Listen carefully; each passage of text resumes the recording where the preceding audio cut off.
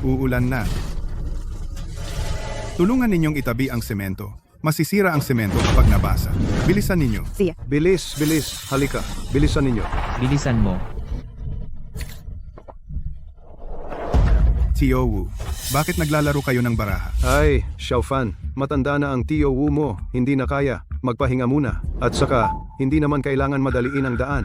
Huwag mag-alala. Sa akin, hindi ito kailangan madaliin. Hindi ka pa nakapagtrabaho. No? Uy, sa trabaho, ano ang mahalaga? Ang mahalaga ay balanse sa paggawa at pahinga. Dapat magtrabaho ka sandali, tapos magpahinga. Para maganda ang resulta, di ba? Di ba? Oo nga, tama. Ang sinasabi ninyong balanse ay maghukay ng 2 pala, tapos maglaro ng baraha buong umaga? Tama na, wala na akong sasabihin. Uulan na. Ilipat natin ang semento sa lugar na ligtas sa ulan. Hindi pa naman umuulan. Bakit ka nagmamadali? Hindi pwede mabasa ang semento. Kapag nabasa, masisira ang materyales. No, wala na. Bayad agad. Bayad, bilis, bilis. Lufan, naglalaro lang ako ng baraha. Ba't ka nagsasalita ng marami? Muntik na akong matalo. Kinuha mo ang pera ng lahat. Hindi ka naman, kukunin mo lang ang pera namin, tapos hindi ka magtatrabaho. Lumayo ka. Ay, hindi maganda.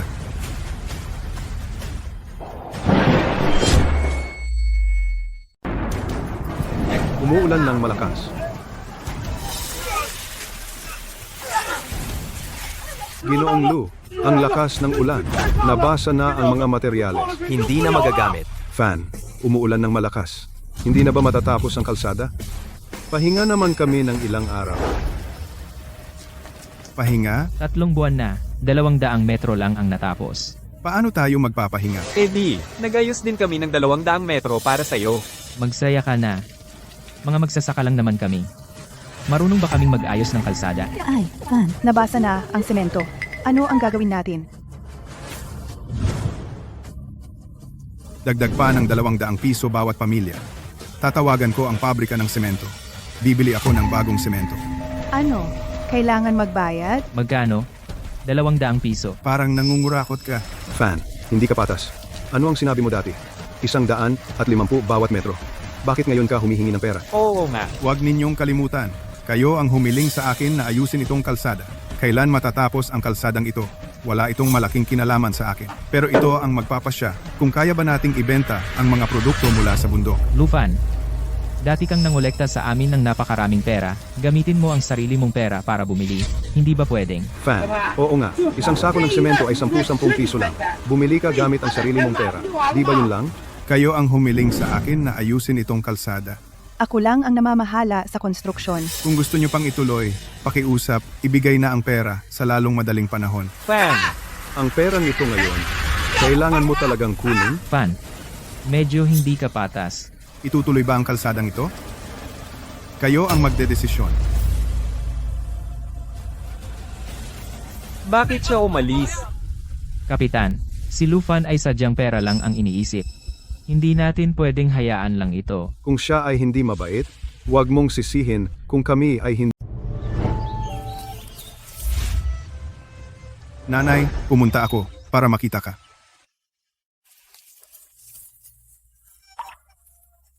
Nanay, Nanay, ang anak mo ay nasa probinsyang lungsod. Nagbukas ng malaking kompanya ng konstruksyon. Mabuti ang kalagayan. Huwag kang mag-alala. Xiaofan. Xiaofan ay, ikaw talaga. Akala ko mali ang nakita ko. Kayo po ba? Si Tio Wu, ang matandang kapitan. Ako nga. Ay, Xiaofan. Nabalitaan kong maganda ang lagay mo sa labas. Naging kontratista ka na pala. Tingnan mo, bihira ka naman umuwi. Ha? Pwede ba? Magpatayo ng kalsada para sa baryo? Oo nga, oo. magpatayo ng kalsada. Kalsada? Tio Wu, hindi sa ayaw ko tumulong. Kailangan ito ng pahintulot mula sa ahensya ng kalsada. Bawal ang magtayo ng kalsada nang walang permiso. Kayo naman, bakit hindi kayo lumapit sa ahensya ng kalsada para mag-apply? Bakit ako ang pinipilit ninyong magpatayo? Xiaofan, hindi mo alam. Ang mga kwota para sa paggawa ng kalsada. Ilang lang bawat taon. Ay, napakahirap ng baryo natin. Walang pera, kaya ang kwota hindi ma-approve. Xiaofan na. Tingnan mo, ngayon ay kontratista ka na. Ang paggawa ng kalsada para sa iyo, Hindi naman malaking bagay. Nakikiusap ako sa iyo. Oo, nakikiusap. Nakikiusap kami. Tulungan mo kami. Para akong nanay mo, nakikiusap. Kung walang kalsada ang baryo, mananatiling mahirap ang baryo natin. Ang mga tao sa baryo, hindi na makakalabas sa mga bundok na ito sa buong buhay nila. Di ba? Kayo, pinipilit ninyo ako, di ba? Ang mga tao sa baryo, naghirap na sa buong buhay. Kung walang kalsada, hindi makakalabas sa mga bundok. At hindi matatanggal ang tatak na mahirap na baryo. Nakikiusap ang tiyo mo. Sige na, Xiaofan. Luluhod na ang tiyo mo sa'yo. Luluhod din kami. Nakikiusap din kami. Nakikiusap kami. Mga kababayan, tumayo kayo. Kung hindi ka papayag, Hindi na kami tatayo. Tulungan mo kami. Tulungan mo kami. Nakikiusap kami. Payag na ako. Payag na ako. Okay na ba? Bumangon ka. oo, pumayag ako. Umayag. Kaya kong ayusin ang daan. Pero kailangan kong linawin sa inyong lahat. Una, hindi ako kikita sa pera ninyo. Pero ang daan na ito, may gastos. Isot kalahating daang piso kada metro. Kailangan ninyong mag-ambag. Sige. Basta't gagawin mo ang daan. Kahit anong paraan. Ano? May babayaran pa para sa daan? Tumahimik ka. Mag-aambag kami. Okay lang, walang problema. Pangalawa, ang pagtulong ko sa baryo sa paggawa ng daan, kailangan ninyong sikreto. Ito ay labag sa batas. Kapag may nag-report, mapupunta ako sa kulungan. Walang problema. Pangatlo, kapag magsisimula tayo, gusto ko na bawat isa ay tutulong para makatipid ako sa mga manggagawa. Para ang pera natin ay magamit sa tamang paraan. Walang problema. Kaya mag-ipon na kayo ng pera. Magsisimula na tayo. Simulan na.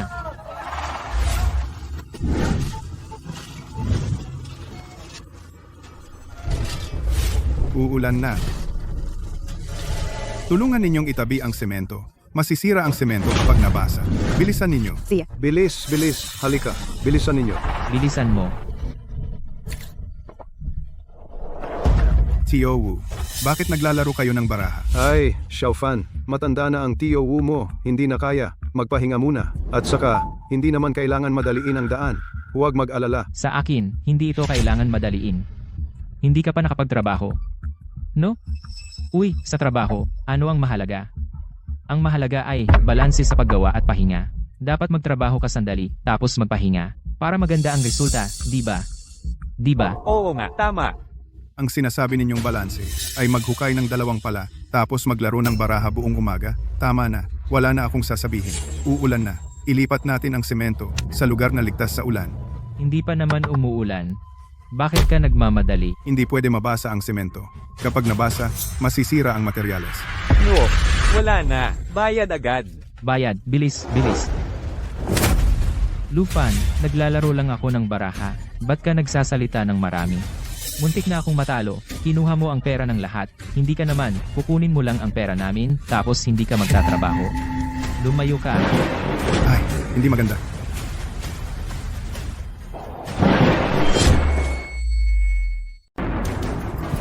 Umuulan ng malakas.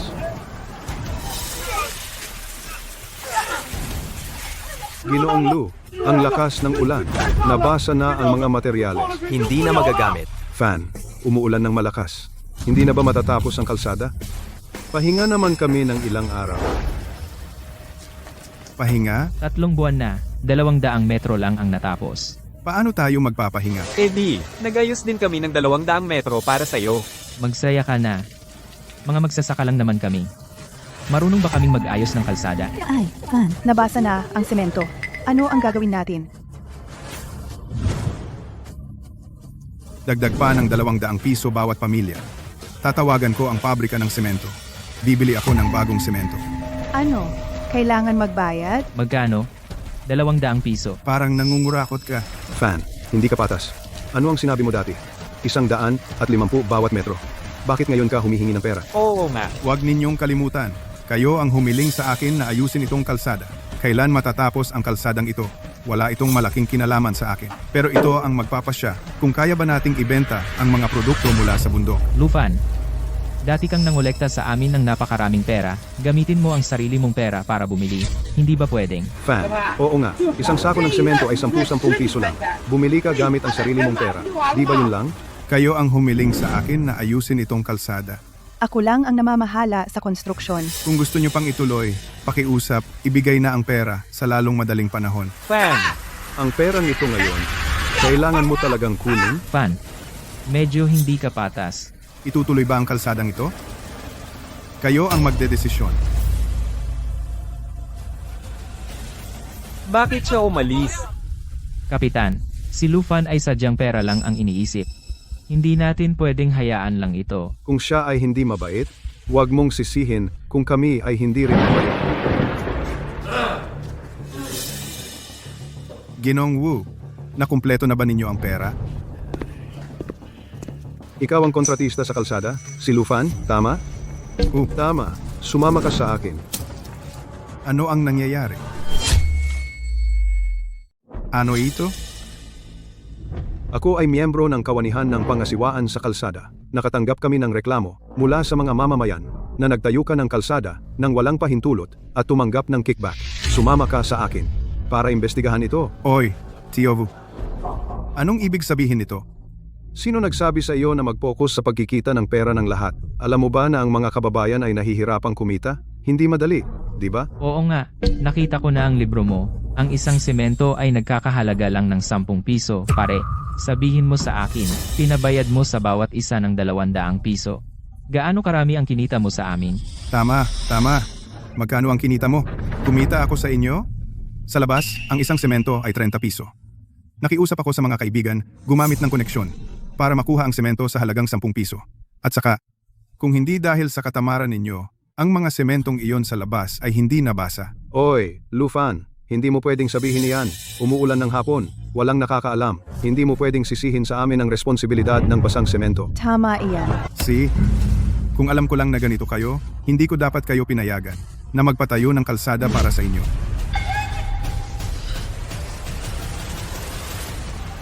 Sasama ako sa iyo. Kuya Lu.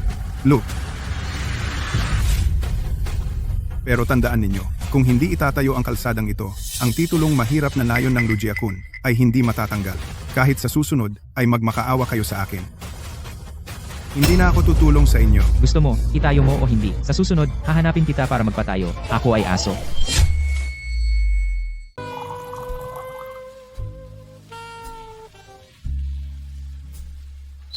Kapitan Wu. Tungkol dito, ang galing ng ginawa mo. Salamat sa iyo nagtagumpay. Tayong maipasok si Lufan na iyon sa loob.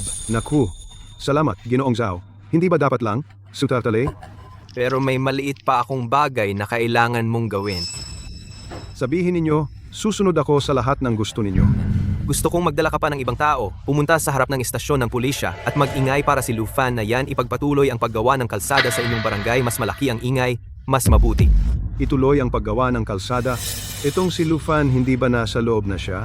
Isipin mo si Lufan na yan dahil nangako siya na tatapusin ang kalsada ng inyong barangay, kaya dapat niyang tuparin ang sinabi niya.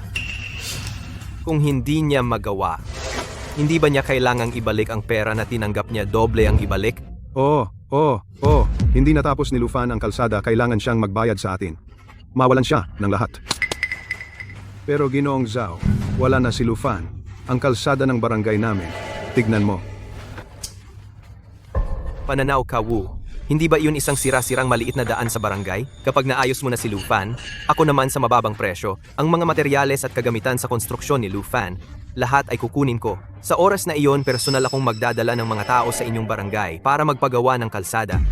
Naku, salamat, Ginoong Zhao. Uuwi na ako at tatawag ng mga tao. Susundin ko ang iyong utos, gagawin ko ng maayos ang bagay. Ito, iinom tayo sa iyo. Salamat, Ginoong Zhao, uuna na ako. Lufan, hindi mo ginawa ang malaking kumpanya sa syudad. Gusto mo pang makipag-agawan sa akin para sa pera ng mga taga-barangay.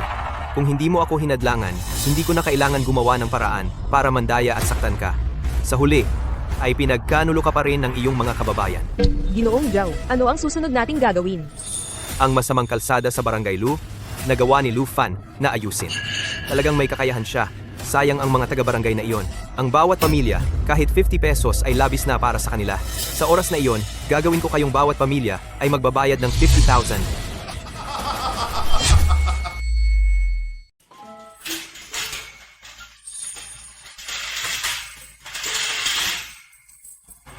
Lufan, tapos na ang 24 oras na detention. Maaari ka nang lumabas. Pero ikaw pa rin ay suspek sa krimen. Tandaan mo, hindi ka maaaring lumabas ng probinsya. Hindi ka maaaring mawala ng walang dahilan. Bawat 24 oras, dapat kang mag-report ng isang beses. Sige, umalis ka na.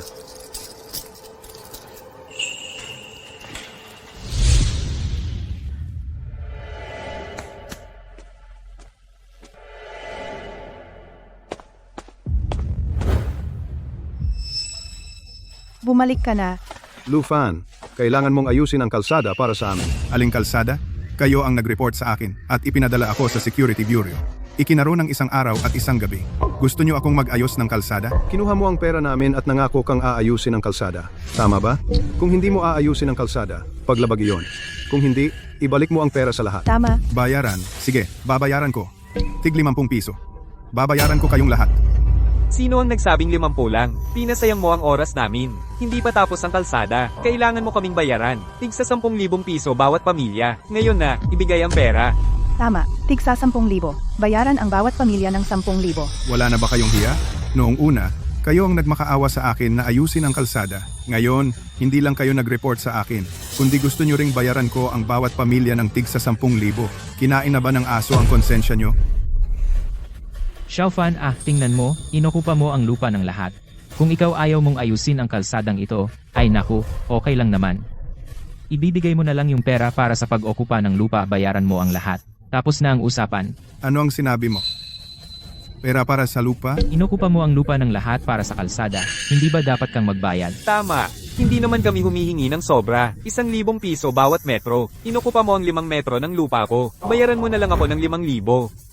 Xiaofan, sapat na sa akin ang 7,000. Oo, at ang aking 3,000. Mayroon din kami.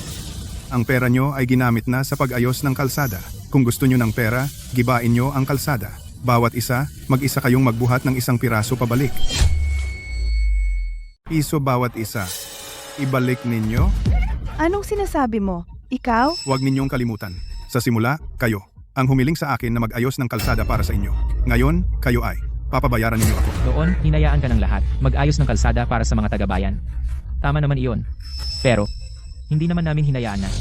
Sakupin mo ang lupa ng lahat. Ito lang ang maliit naming lupa. Sabihin mo, inagaw mo ang lupa para sa kalsada. Paano na kami magtatanim? At saka, sa ibang lugar, kapag nagtatayo ng kalsada, binabayaran nila ang mga taga-bayan. Bakit hindi mo kami babayaran? Tama. Magbayad.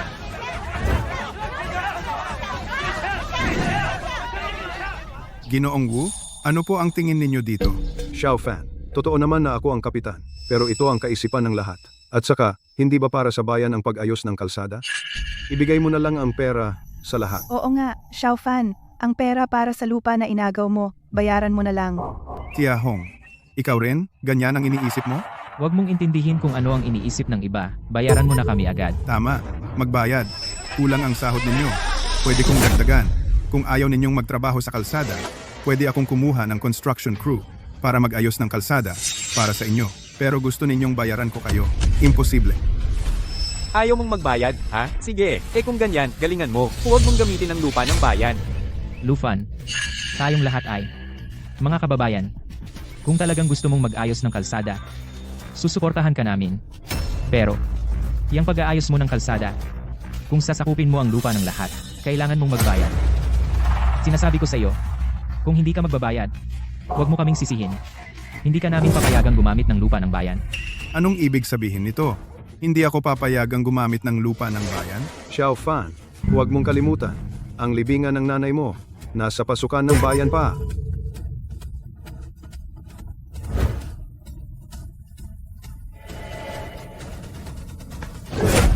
Anong ginawa mo sa libingan ng nanay ko? Ano ang ginawa ninyo sa puntod ng nanay ko? Tinanong kita. Ano ang ginawa ninyo sa puntod ng nanay ko? Bitawan mo. Ikaw. Xiaofan, nagpagawa ka ng kalsada at inokupa mo ang lupa ng lahat. Kung hindi ka magbabayad, hindi na rin magagamit ng nanay mo ang lupa ng nayon. Ang cute ninyo? Wala na ba kayong hiya? Noong una, kayo ay lumuhod sa puntod ng nanay ko. At nakiusap na ako ang magpagawa ng kalsada para sa inyo. Iyon ay dahil ikaw ang unang nagkasala sa amin. Ito ay tinatawag na supli sa ginawa. Tama nga. Lufan, nakadepende kami sa ani mula sa ilang ektaryang lupa. Ginawa mong kalsada ang lupa. Sana ayos lang, pero hindi mo kami binayaran. Tao ka ba? Tao ka ba? Tao ka ba? Tao ka ba? Hindi ako tao. Hindi ako tao. Noong una, kayo noong nakiusap kayo sa akin na magpagawa ng kalsada, sabi niyo mahirap ang nayon, walang daan, hindi maibenta ang mga prutas at gamot. Tinulungan ko kayong magpagawa ng kalsada. At ikaw, dahil magkabaryo tayo, ipinagawa mo sa akin ang kalsada. Pumayag ako. Buhangin at graba, semento, kagamitan, lahat ako ang bumili. Hiniling ko lang na bawat isa sa inyo ay magbigay ng 50 piso. Para lang mapabayad ninyo ako, kaya ninyong gawin ang ganitong bagay. Sabihin ninyo, sino ba talaga ang hindi tao? Sinasabi ko sa inyo, ang puntod ng nanay ko ay ipapalipat ko. Ang daan sa Lugia Village ay talagang hindi na ako magpapatayo at ang lupang ginamit para sa kalsada. Wala akong babayaran kahit isang kusing na ibabalik sa inyo. Uy, tulungan mo akong makipag-ugnayan sa pinakamagandang sementeryo sa probinsya. Gusto kong ilipat ang puntod ng nanay ko.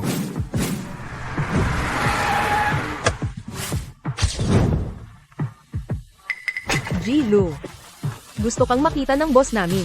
Ang boss ninyo?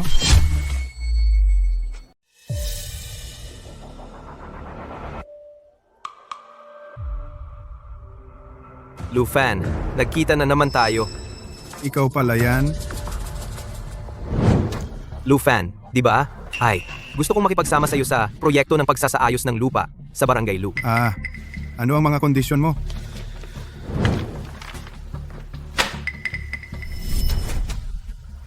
Taga Barangay Lu ka. Pinagkakatiwalaan ka ng mga tao, basta kaya mong, kapag pumapasok ang mga materyales, magpaluwag, palitan ng konting, mababang kalidad na produkto, sisiguraduhin ko, pagkatapos ng proyekto, ibibigay ko sa iyo ang halagang ito. Gusto mo akong sumingit ng kickback? Hindi ko kayang lokohin ang konsensya ko. Gawin ang mga bagay na ito. Mr. Zhao, aalis na ako. Walang hiya kang tao. Ikaw rin ang nagpiyansa sa akin, di ba, Mr. Zhao? Kung may sasabihin ka, sabihin mo na lang ng direkta. Ang makipag-usap sa matalinong tao ay kasiya siya. Pero hindi dapat. Ganyan ang ugali mo sa akin. Eh di, ang nagsumbong sa mga nanakit sa iyo ay hindi ako. Alam ko. Ikaw ay ng mga taga Barangay Lu. Pinagtaksilan, masakit sa puso mo. Pero, isang taong pinahahalagahan ang talento. Basta, gusto mo, makipagsama sa akin sa pagkuha ng proyekto sa Barangay Lu. Sisiguraduhin ko, babayaran ng mga taong iyon. Ano sa tingin mo? Mr. Zhao, akala ko, ikaw ay isang manloloko lang na negosyante. Pero hindi ko inaasahan na bobo ka at masama. Lufan, isipin mong mabuti. Kung hindi ka, pumayag na makipagtulungan sa akin, sisiguraduhin kong masisira ang pangalan mo. Mapapahiya ka. Sige, hihintayin ko ang mapahiya. Kung ganoon, tingnan natin. Ako, antayin natin. Lufan, bayaran mo. Narito ako ngayon, sa baryo ng Lu, sa lugar ng pangungutang. Mga kaibigang mamamahayag, si Lufan ay masamang tao. Alam mo ba? Lahat kami nagbigay sa kanya ng pera. Sumang-ayon siya, nangako na tutulong sa paggawa ng daan. Oo nga. Ano ang nangyari? Ang kalsadang iyon ay nasira na lang. Ay naku. Iyon ay lahat ng aming pinagpagurang pera. Herako, Lufan, bayaran mo. Mga kaibigang mamamahayag, Siya si Lufan. Siya ang may utang sa akin. ibalik mo ang aking pinagpagurang Siya pera. nga. Lufan, ibalik mo ang aking pinagpagurang pera. Lufan, Ikaw Lufan, niloko mo kami sa pinagpagurang pera. bayad, bayad. Lufan, hindi mo lang dinaya ang pera namin. Hinihiling naming mag-ambag ka para sa kalsada, nagdahilan-dahilan ka. Oh. Ang itim ng puso mo. Sinasabi ko sa iyo, ang kapitan ng baryo ay naghanap na ng mga kaibigang mamamahayag. Hintayin mo na lang makulong, malantad ka. Tama. Ginoong Lufan, nabalitaan ko na kumain ka ng kickback sa paggawa ng kalsada para sa mga taga-nayon. Totoo ba yan? Tama.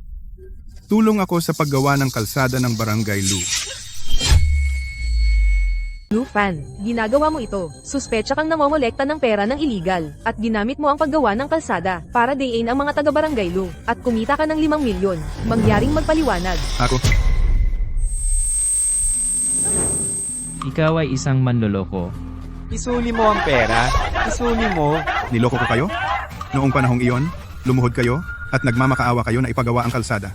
Hindi ganyan ang sinabi ninyo. Nagsisinungaling ka. Hindi naman kami nagmakaawa sa iyo. Ikaw ang nandaya sa amin. Isuli mo ang pera. Bayaran mo. Isuli mo ang pera.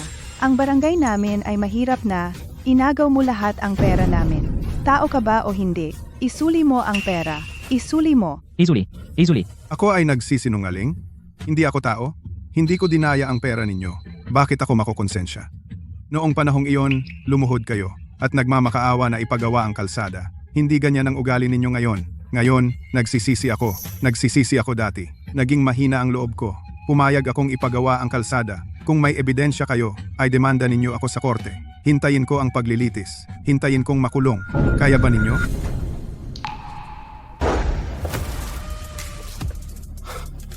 Mga walang kwenta. Halika, ibibigay mo ang libro ng account kay Wu Laikai at Luming Jun para idemanda nila si Lu Fan sa korte. Sigurado ako, matatalo ko si Lu Fan.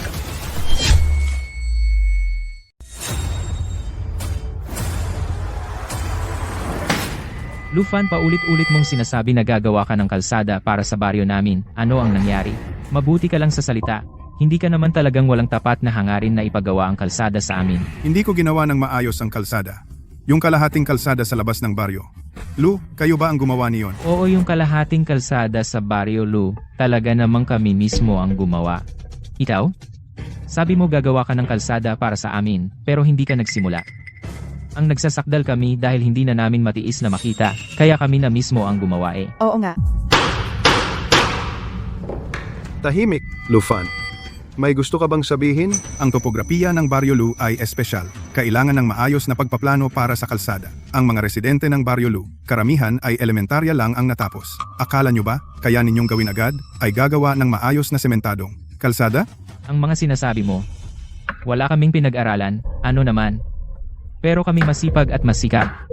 Oo, swerte lang kami. Tinulungan tayo ng Diyos ito. Kalahating kalsada ay naayos na. Hindi ba pwede? Oo nga. Hindi ang Diyos ang tumulong sa iyo. Ako ang tumulong sa iyo. Kalokohan. Lufan, anong ebidensya ang mayroon ka para patunayan na ikaw ang gumawa ng kalsada? Narito ang isang ulat ng Geological Survey ng Baryo Lu na nagpapatunay na ako ang gumawa ng kalahating kalsada. Bago ako magsimulang gumawa ng kalsada sa Baryo Lu, ay ginawa ko na ang detalyadong Geological Survey Report kasama ang sa Baryo Lu, uri ng lupa, mga suso ng lupa, mga layer ng tubig. Bawat isa, ginawa ko detalyadong tala. Ginawa ko rin ang plano ng kalsada. Ang mga tala na ito ay ang patunay na ako ang gumawa ng kalsadang ito.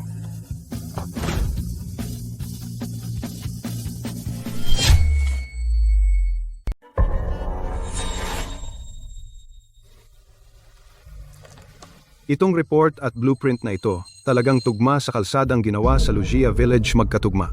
Wu Laikai, yung kalahating kalsada sa Lugia Village, sino ba talaga ang gumawa noon? Mahal na hukom. Noong una, si Lufan ay talagang tumulong sa amin, nagayos ng ilang araw. Di bakit ka nagsinungaling? Hukom, kahit na si Lu Fan talagang tumulong sa pag-ayos ng kalsada sa Lugia Village, hindi naman ibig sabihin na hindi siya nandaya ng pera ng mga taga-nayon, di ba? Meron pa rin siyang hinala ng illegal fundraising. Mahal na hukom, nandito po ang record na si Lufan ay tumulong sa pag-ayos ng kalsada record ng kanyang kickback.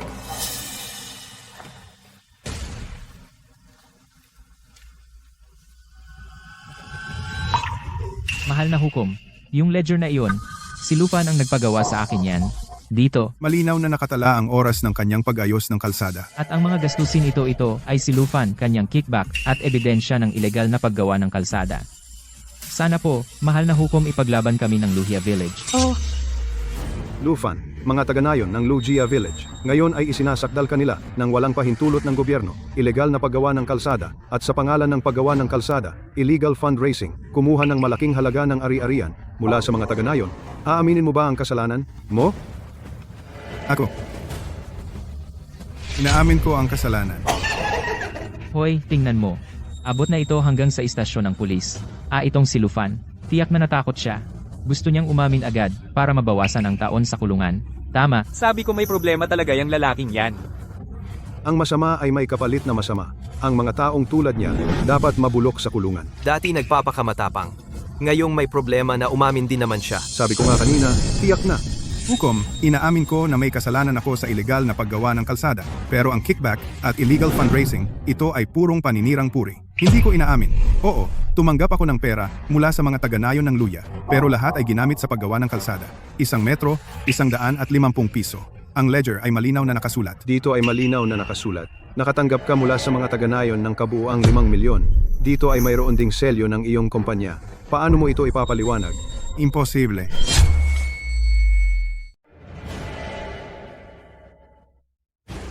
Ang bill na ito ay peke. Ang selyong ito ay hindi ko inilagay. Sinungaling ka. Mahal na hukom, ang notebook na ito siya ang nag-utos sa akin na isulat ito, ang selyong iyon, siya rin ang naglagay nito. Kami ay pawang tapat at masisipag na magsasaka. Hindi kami marunong magsinungaling. Sinasabi ninyo na dinaya ko kayo ng 5 milyon. Sino ba sa Jianghe County ang hindi nakakaalam na ang Lugia Village ay isang kilalang mahirap na baryo? Hiniling ninyo sa akin na magtayo ng kalsada, hindi ba para maibenta ang mga halamang gamot at prutas? Lugia Village, mula sa itaas hanggang ibaba, 157 pamilya. Kahit nasakalin ko kayo at halughugin, hindi kayo makakapaglabas ng 5 milyon. Saan ako kukuha ng pera para dayain kayo? Kasinungalingan. Ang aming baryo. Kahit na mahirap, ngunit para sa iyong paggawa ng kalsada, kami ay humiram sa mga kaibigan at kamag-anak sa lahat ng aming makakaya. Para mabuo ang 5 milyon para sa iyo. Humiram? Nasaan ang mga kasulatan ng pagkakautang? Maaari ba ninyong ilabas ang mga ito? Lufan, kahit na taos-puso kang tumulong sa Lugia Village na magtayo ng kalsada, bakit ikaw lang ang kumuha ng buong proyekto? Hindi ka kumuha ng mga kumpanya ng konstruksyon, tulad namin, para makipagtulungan? Sa ganoong paraan, hindi ba mas mabilis ang paggawa ng kalsada at mas madali? Komplikado ang heolohiya ng Lugia Village. Ang paggawa ng kalsada ay nangangailangan ng mahabang panahon. Ako mismo, ang nagdala ng construction crew upang makatipid ng maraming gastos para sa baryo. Alam ninyong lahat na kung makikipagtulungan sa mga kumpanya ng konstruksyon ng county, sila ay magtataas ng presyo ng labis. Hindi ko nais na makita ang ganoong sitwasyon. Bakit ka nakatitiyak na ang ibang mga kumpanya ng konstruksyon ay magtataas ng presyo ng sobra at tataas ng walang habas? Ako rin ay nasa probinsyang lungsod na naghirap at nagtiis sa loob ng ilang taon. Ang mga mukha ng mga kapitalistang iyon ay nakita ko na ng sobra. Sa huli, yan ay haka-haka mo lamang. Hindi ito maaaring maging wastong ebidensya. Tatanungin kita, sa bagay na ito ng paggawa ng kalsada, magkano ba talaga ang iyong nakuha na benepisyo? Wala kahit 1 sentimo. Kalokohan. Ikaw, isang malaking amo nagkontrata ng napakalaking lupa, wala kang kinikita kahit 1 sentimo. Naniniwala ba kayo? Hindi. Tahimik. Totoo ang sinasabi ko. Ako mismo ang naglalabas ng pera para sa paggawa ng kalsada sa Lugia Village. Lufan, gusto mong sabihin sa akin wala kang kinikita nagkawang-gawa ka. Ito ay katawa-tawa. Alam ko mahirap itong paniwalaan, pero naniniwala ako. Ako ay taga Lugia Village. Gusto ko lang tumulong sa Lugia Village. Mayroon akong sapat na ebidensya na magpapatunay na ako ay inosente. Ito ang aking mga bank statement ng nakaraang buwan. Malinaw na nakasaad dito ang aking mga transaksyon sa nakaraang buwan.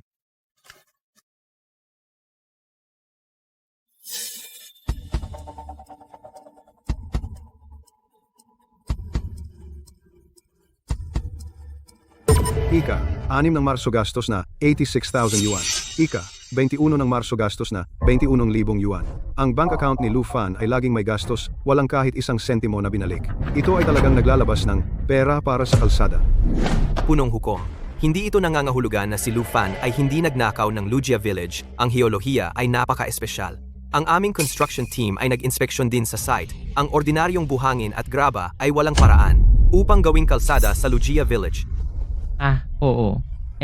Itong si Lufan ay nagsabi sa akin dati na ang binili niyang buhangin at graba ay sobrang mura, tiyak na siya ay gumamit ng mababang kalidad na buhangin at graba, kaya kumita siya ng kickback. Isipin ninyo kung sakaling gamitin ang mababang kalidad na materyales sa paggawa ng kalsada, paano kung bumagsak ito?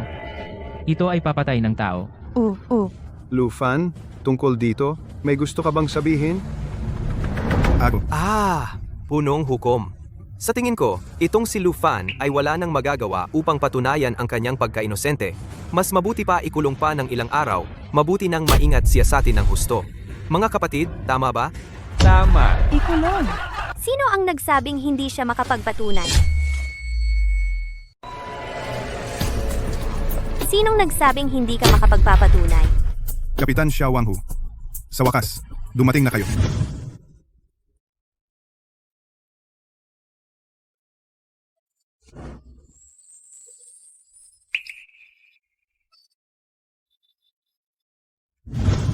Ako si Xiao Xiao, kapitan ng kalapit na nayon ng Taoyuan. Pwede akong maging saksi para patunayan na inosente si Lu Fan. Isang buwan na ang nakalipas, nakasalubong ko si Lu Fan sa buhanginan. Bumibili siya ng buhangin. Nakita ko mismo. Ang buhangin na binili niya ay sumusunod sa pamantayan ng paggawa ng kalsada.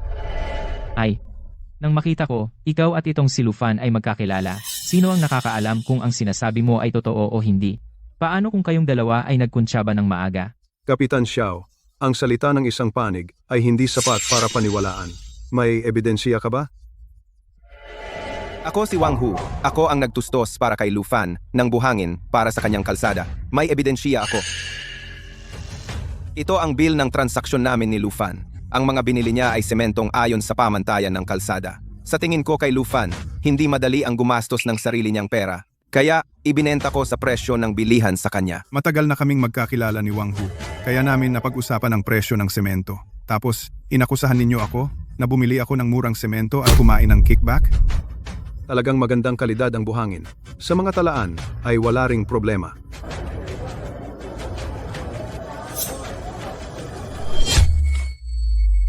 Kayo mga walang utang na loob na taksil. Fanje, para sa kalsada ng baryo, ang iyong mga prutas at gamot maibenta. Naglabas ng sariling pera, mahigit 100,000 piso. Kayo naman ay nagsama-sama para isuplong pinagbintangan siya. Tao pa ba kayo? Eh hindi namin alam na gumastos siya ng ganyan, kalaki hindi naman niya sinabi sa amin.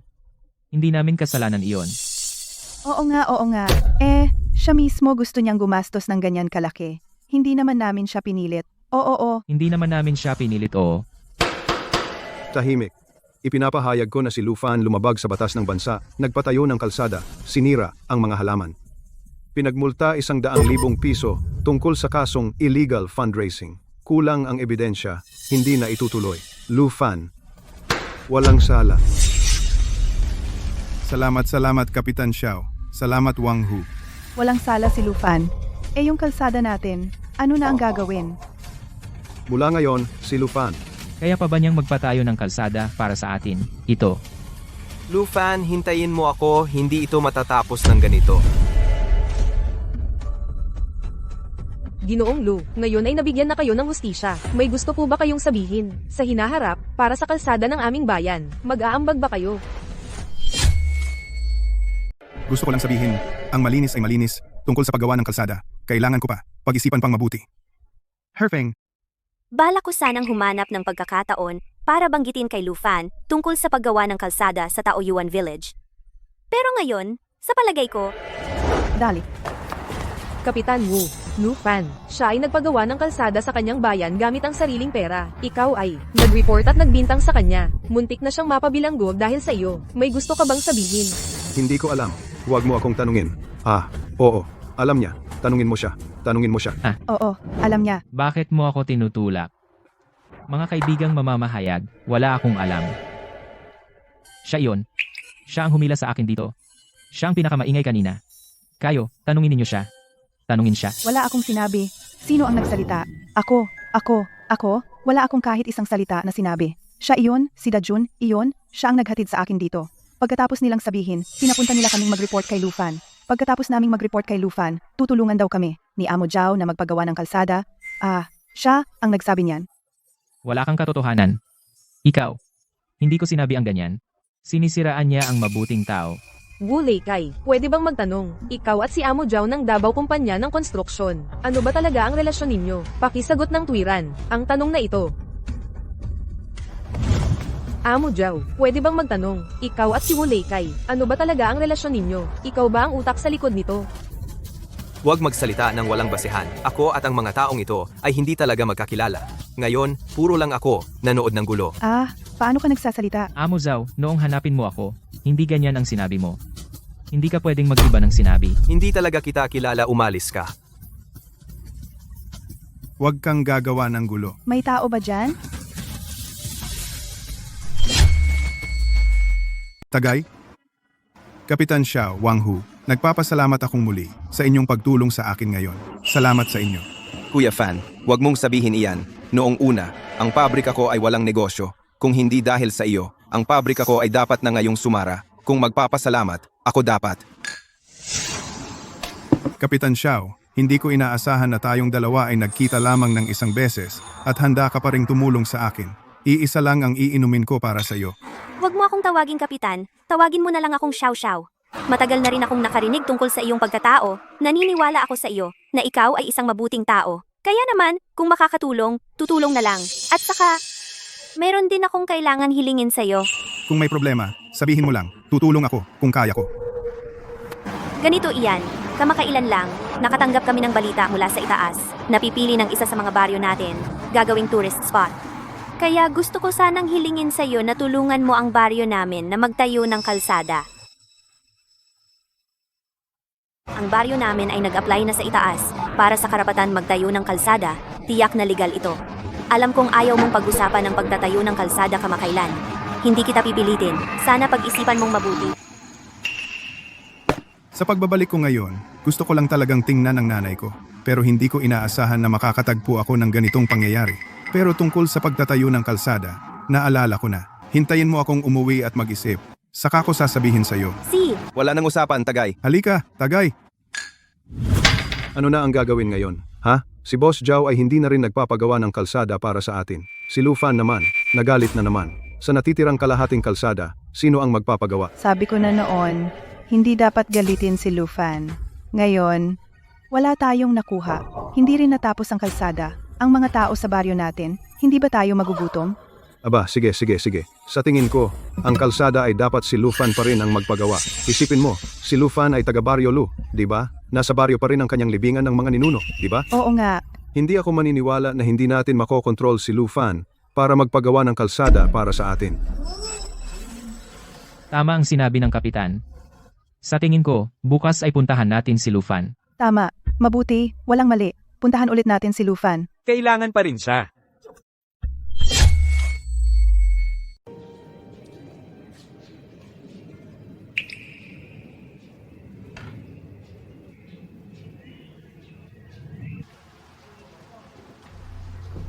Lufan, bilisan mo ang natitirang daan at tapusin mo para sa amin. Inuha mo na ang pera namin. Pumayag ka naman ng maayos na tulungan kaming ayusin ang daan. Sasabihin ko sa'yo, kung hindi mo kami aayusan ng daan iyon ay paglabag sa kontrata, kailangan mo kaming bayaran. Hindi ako magbabayad at talagang hindi ko aayusan ang daan. Ikaw, Lu Fan, pare-pareho tayong taga rito. Kami naman, ayaw naming gawing sukdulan ng mga bagay. Kung hindi mo aayusan ang daang ito, huwag mo kaming sisihin kung kami ay magiging bastos. Lufan, kung hindi mo ngayon ibibigay ang pag-ayos ng daan, para sa amin huwag mo kaming sisihin kung kami ay magiging bastos sa'yo. Binabantaan ninyo ako ha? Banta, ano ang ibig sabihin ng banta? Kami gusto lang namin na tulungan mo kaming ayusin ang daan, iyon lang naman. Hindi aayusin ha? Sige, huwag mo kaming sisihin kung kami ay hindi magkonsidera, mga kababayan. Sugod.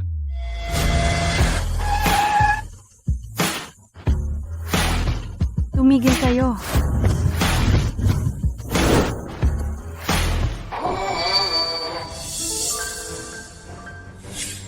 Lufan, okay ka lang? Ayos lang ako. Hindi, sino ka? Nakikialam ka sa mga bagay ng nayon ng Lu. Ako si Chen Hao, ang tagapamahala ng Chen Cement Factory, kaklase ni Lufan noong high school. Ang nayon ninyong Luang, semento para sa pag-ayos ng daan, ay mula sa akin kinuha. Naku, tingnan mo. Si tagapamahala Chen pala. Pasensya na. Matanda na ang mata ko, hindi kita nakilala. Huwag kang magkamali. Inaanyayahan namin si Lufan na ayusan ang daan para sa amin. Kanina ay isang biro lang. Kasinungalingan, may gumamit ng pagbasag ng larawan ng ina bilang biro? Bakit hindi mo sirain ang libingan ng iyong pamilya? Hoy, ikaw na batang babae. Maging magalang ka sa pagsasalita. Ang aming nayon ay bumili ng iyong semento. Kami ang bumili. Bakit mo ginaganito kami sa pagsasalita?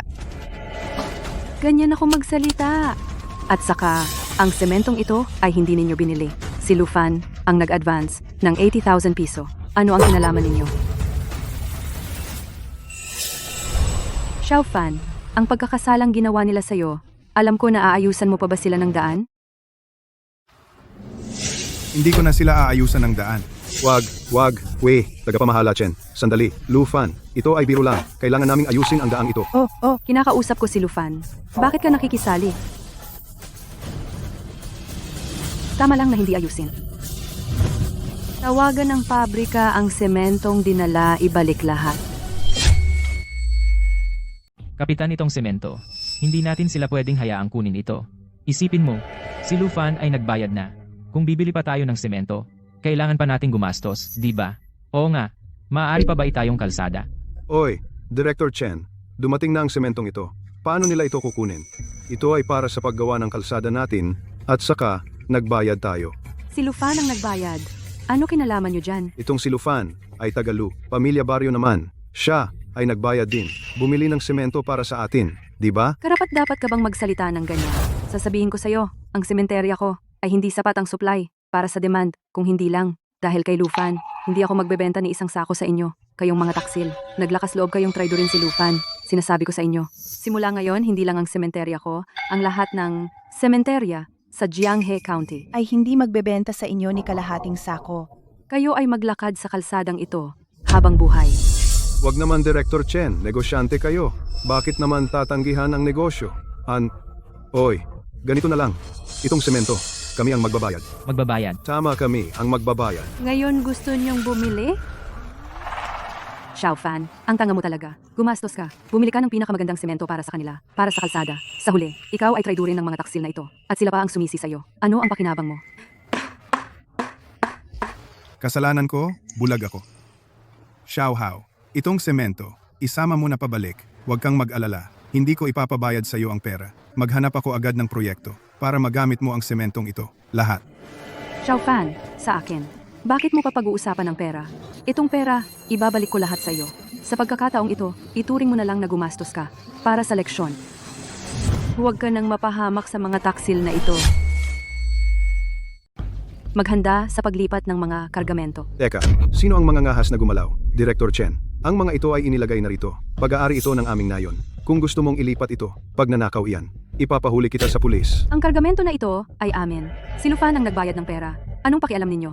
Huwag ka nang manggulo dito. Wala kaming pakialam sa mga iyan. Ngayong narito na ang mga ito, aming nayon ng Lu. Huwag ninyong isiping madaling kunin. Kung talagang gusto mo itong kunin, pwede naman. Bayaran mo kami. Kung hindi, wala kang madadala kahit isang sako. Hoy, kayong lahat! Ang kapal ng mga mukha ninyo! Si Lufan ang nag-abuno! Gusto kong ibalik! Kay Lufan ko ibabalik! Anong kinalaman ninyo? Ang semento ay binili ni Lufan. Tama, binili niya iyon para sa paggawa ng kalsada para sa amin. Kung kukunin ninyo, kailangan ninyong magbayad. Kung hindi kayo magbabayad, wala kayong madadala kahit isang sako. Tama, wala kayong madadala kahit isang sako. Mga kababayan, kunin ang mga armas. Protektahan ang ating semento. Oo nga, ikaw na isang malaking amo. Sa amin na mga simpleng magsasaka, ano bang pinag-aawayan mo? Ang kapal ng mukha mo, di ba? Walang hiya. Tumigil kayo. Sino ba talaga ang walang hiya? Xiaofan, bakit ka nakikipag-away sa kanila? Bakit? Nakalimutan mo ba kung anong klaseng pamilya kami? Nakalimutan mo ba kung anong klaseng pamilya kami? Makikipagmatigasan ka ba sa akin? Sasabihin ko sa inyo, ang amo ng kondado ng Jianghe, Chen Long. Siya, ang aking tunay na kuya. Pagkatapos kong mag-high school, nagsimula na akong maging gangster. Ibig sabihin, lumabas na ako at nag-umpisang maging kriminal. Ano ba ang hindi ko nakita? Mga tropa, kunin ang mga armas. Ay, Kapitan, Wala po. Tagapamahala Chen. Paano namin kayo magiging bastos? Ay, ibaba nyo lahat ng gamit. Bilisan nyo. Tagapamahala Chen. Ginagawa namin ang kalsada. Marami pang gagamitan ng semento. At saka, pareho tayong taga-iisang bayan. Sino ba ang hindi magkakamag-anak? Hindi mo pwedeng dahil sa maliit na bagay na ito kaming pag-isipan ng mabuti. tama nga. Tagapamahala Sen, ikaw ay isang malaking tagapamahala. Sabihin mo, ibinigay mo na sa amin ang semento. Hindi mo pwedeng baguhin ang iyong desisyon. oo nga. Kung dadalhin mo lahat itong semento, iyan ang tunay na pagbabago ng isip. Mawawalan ka ng tiwala. Sino ang gagawa ng negosyo sa iyo? Ang sementeryo nyo paano kikita? Talaga? Dalhin ang semento, hindi ako kikita. Gusto ko talagang subukan. Ay, wag naman, tagapamahala Chen. Ikaw ay isang negosyante. Hindi mo pwedeng labanan ang pera. Hindi ko kailangan ng pera mo. Tingnan natin, kung wala ako, Chen Hao, saan bibili ng semento ang barangay niyo? At, itong kalahating kalsada ng barangay niyo, kailan masisira ng tuluyan? Xiao Fan, ang maliit na tulong ay pasasalamat. Ang malaki ay galit. Ang mga taong ito ay mga walang utang na loob. Nakikita mo na ngayon? Ay, nakita ko na. Dati, bulag ako. Tinulungan ko ang mga taong ito. Kapitan, hindi mo pwedeng hayaan silang alisin ang mga sementong ito. Kung hindi, ang kalsada ng barangay natin, hindi na maaayos. Tagapamahala Chen, ganito. Kung ngayon lang, iiwan mo ang sementong ito, bibili kami ng 50,000 halaga ng semento. Ay, Kung ganoon, pumayag ka na. kulang ba ako sa 50,000 mo? Ay, Director Chen, huwag mong sabihin niyan. Bukod sa paggawa ng kalsada, kailangan din naming magtayo ng bahay at mag-ayos ng fish pond. Mula ngayon, hindi maiiwasan ang pakikitungo sa iyo. Hindi mo pwedeng, dahil kay Lufan, itaboy ang pera. Tama nga, ikaw ay isa ng direktor. Sa paggawa, huwag kang makitid ang pag-iisip, di ba? Taga-iisang bayan tayo. Ikaw at kami, ano ang pagtatalo? Oo. Sa aking palagay, Director Chen ay, dapat mong gawin itong semento libre para magamit namin, di ba? Sabihin mo, kapag ang aming barangay, naayos na ang kalsada, makatutulong kaming mag-announce para sa'yo. Hindi ba, lahat? Oo. Napakawalang hiya ninyo talaga. Sige, kung ayaw ninyong umalis ako, sige. Susunod ako kay Lufan. Basta pumayag si Lufan. Iwan ang semento para sa inyong kalsada. Hindi lang ako aalis. Bibigyan ko kayo ng 2 truck. 1, N. Lufan, anong nakatanga ka? Bilisan mo, magsabi ka ng maganda kay Director Chen. Bakit ko kayo tutulungan? Nagpupuyat at gumigising ako ng maaga para sa kalsada. Nagkakaabalahan. Ako ang bumili ng materyales. Ako ang bumili ng kagamitan. Kayo ay nagtraidor sa akin. Ngayon, hindi lang kayo gusto akong makulong at sinira ninyo ang larawan ng aking ina. Bakit ko kayo tutulungan? Mga walang utang na loob. Lufan, kami ay mga nakatatanda mo. Iyan ba ang iyong ugali? Pagsasalita sa amin? Eksakto. Ay, ang mga nakaraan ay hindi pagkakaintindihan lang. Ay, basta humingi ka ng tawad sa amin. Hindi naman kami hindi ka mapapatawad. Ako, hihingi ako ng tawad sa inyo? Ako, humihingi ako ng tawad sa inyo. Tama naman, ang paggawa mo ng kalsada ay labag sa batas. Nasira ang reputasyon ng baryo. Isinumbong ka namin dahil natatakot kaming maligaw ka. At saka, nangako ka na ipapaayos mo ang daan. Dapat mong tuparin ang iyong salita. Oo, Lufan. Kapwa taga-baryo tayo. Mga nakatatanda mo rin kami. Bakit hindi ka nalang humingi ng tawad? Pumunta kami sa iyo para magpatulong sa paggawa ng kalsada. Iginagalang ka namin. Huwag mong abusuhin ang aming paggalang. Tama yan. Lufan, itong mga nakatatanda ay pinapayuhan ka. Ikaw, bilang tao, dapat maging bukas ang iyong kalooban. Hindi ka dapat maging mapagkimkim, tama ba? Oo, kung patuloy kang ganyan, ano ang magiging kinabukasan mo? Walang kinabukasan. Hindi ko kayo aayusan ng kalsada. Ibig sabihin wala akong hiya. Ibig sabihin wala akong kinabukasan. Sige, dahil ganun kayo gumagalang sa akin.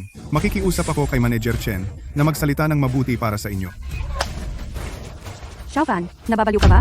Ay, tama yan. Lufan, basta ngayong araw, itong daan ayusin mo para sa amin. Di ba? Isa pa rin tayong pamilya. Oo, isang pamilya. Isang pamilya.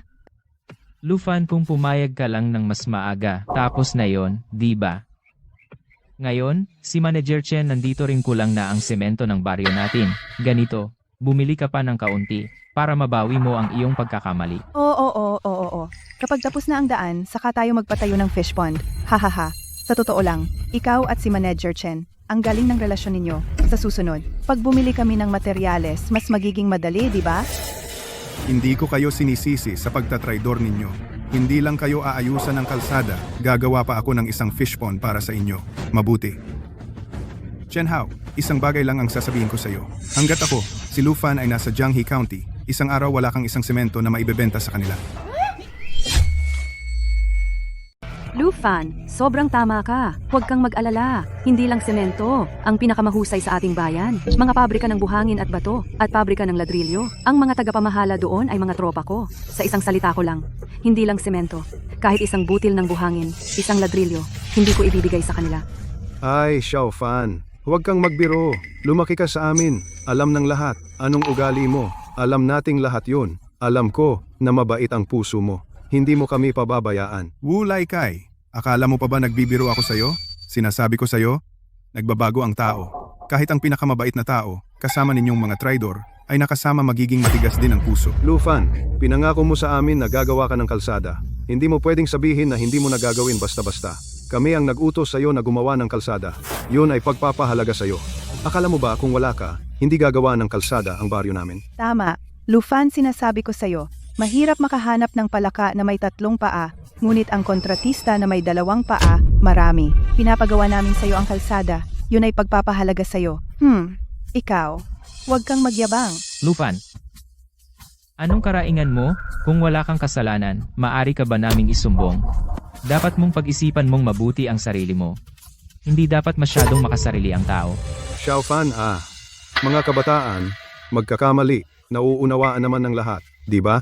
Ang mahalaga ay, kailangan mong matutong itama ang iyong pagkakamali. Ganito na lang, bigyan kita ng isa pang pagkakataon. Dali, kausapin si Chen Chang, at kausapin mo siyang mabuti. May kasalanan ako. Ang pinakamalaking kasalanan ko ay ang pagpapakain sa inyong mga walang utang na loob ng sobra-sobra.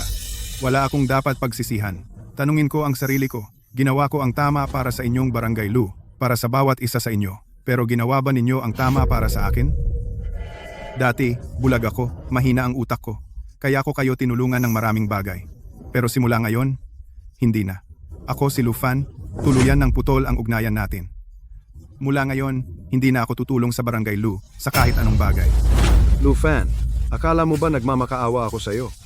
Hindi mo ba alam na tinutulungan ka namin? Binayaran mo ng 80,000 ang mga sementong ito. Kung hindi mo gagamitin ang sementong ito at hindi gagawa ng kalsada para sa baryo, hindi ba sayang lang ang pera? Iyong mga binili mong buhangin at semento at mga makina, nandito lang lahat iyan. Lahat iyan ay binili ng tunay na pera. Kung hindi mo ibibigay sa baryo, magkano ang babayaran mong kompensasyon? Tama. Lufan, tinutulungan ka naming mabawi ang iyong lugi. Kung hindi ka nagpapasalamat, okay lang. Pero sinasabi mo pa kaming walang utang na loob. Lufan, napakasama mo naman. Walang konsensya. Walang konsensya. Lufan, huwag mong kalimutan, nasa baryo ang iyong rehistro. At andiyan din ang libingan ng iyong mga ninuno. Kung hindi ka gagawa ng kalsada para sa amin, aalisin kita sa talaan ng baryo. Oo, tanggalin lahat. Pati ang kanyang mga ninuno. Hayaan sila maging mga ligaw na kaluluwa. Hindi na ninyo ako kailangang tanggalin. Bukas ay ililipat ko na ang aking rehistro. Dati akong taga Lugia Village. Wala akong kamag-anak doon.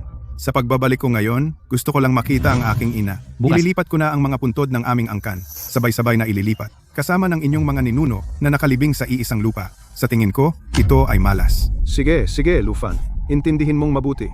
Kapag natanggal ka sa nayon, ang ibang nayon ay hindi ka natatanggapin. Pinayagan ka naming magtayo ng kalsada. Malaki na iyon. Huwag mong abusuhin ang kabaitan namin. Lufan, hindi ba minsan lang naman namin kayo inireport? Kailangan mo ba kaming guluhin? Nang ganito katagal? Pinatawad ka na namin. Ano pa ba ang hindi ka kontento? Xiaofan pareho tayong taga-isang nayon. Huwag mong palakihin ang gulo. Nasa ilalim ng lupa ang nanay mo at pinapanood ka. Maging matalino ka naman. Manahimik ka. Kanina lang gusto ninyong sirain ang larawan ng aking ina. Wala kayong karapatan banggitin ang aking ina. Lufan, Tumigil ka na. Hindi na ako tutulong sa Lugia Village sa anumang bagay. Umalis kayo. Bingi ba kayo? Sinabi ni Lufan na umalis kayo. Hindi nyo ba narinig? Gusto nyo bang pilitin akong gumamit ng dahas? sige, hintayin mo lang. Taong walang utang na loob ay walang magandang kahihinatnan. Umalis! Oo, hintayin mo. Aalis na kami.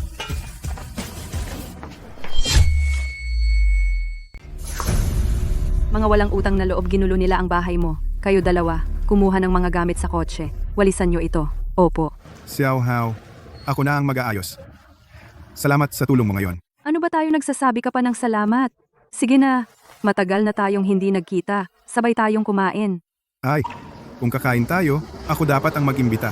Pero may sasama pa akong hihilingin sa iyo. Kailangan ko ng tulong ng mga tauhan mo para dalhin ang semento buhangin at mga kagamitan ipadala mo sa akin. Ako na ang magbabayad ng delivery. Nagbabanggit ka pa ng pera sa akin. Kulang ba ako sa pera mo? Sige na, yung mga gamit, ibabalik ko mamaya. Yung 80,000 mong puhunan, ibabalik ko rin sa iyo. Ay hindi pwede. Binayad ko na yung pera. Paano mo ibabalik? Hindi kita papayag na mas lugi ka pa. Anong lugi? Ang relasyon natin. Ang pagkakaibigan ay pagkakaibigan, ang negosyo ay negosyo. Kung may tiwala ka sa akin, ibalik mo na lang ang buhangin. Bigyan mo ako ng 3 araw. Siguradong bibigyan kita ng panibagong proyekto. Siyempre may tiwala ako sa iyo. Huwag na kain tayo. Hindi muna ako kakain. Kailangan kong pumunta sa Taoyuan Village. Kapitan Xiao, sa tingin mo, si Amolu, tutulungan pa ba tayo? Kung hindi maayos ang kalsada, ang mga prutas at gamot sa baryo, mabubulok lahat, at yung resort tayo, talo talaga tayo sa karatig baryo. Kasi, si Lufan ay kakatalo pa lang ng mga kabaryo niya. Hindi ko alam kung tutulungan pa ba niya tayong mag-ayos ng daan. Xiao Xiao. Xiao Xiao. Tutulungan ko kayong ayusin ang kalsada ng Taoyuan.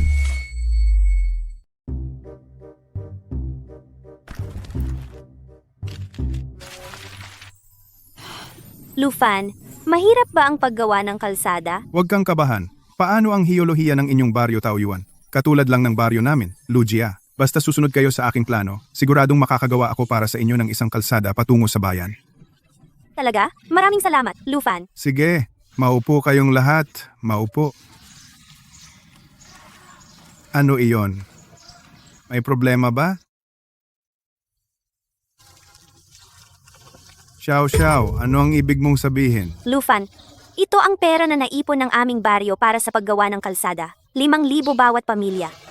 Alam ko, tiyak na hindi sapat ang perang ito. Ngunit ngayon, ang mga prutas at gamot ng aming baryo ay hindi pa naibebenta. Ito lang ang kaya naming ibigay. Gamitin mo muna ito. Sa natitira, iisip ako ng paraan. Ginoong Lu, siguradong hindi ka namin uutangan.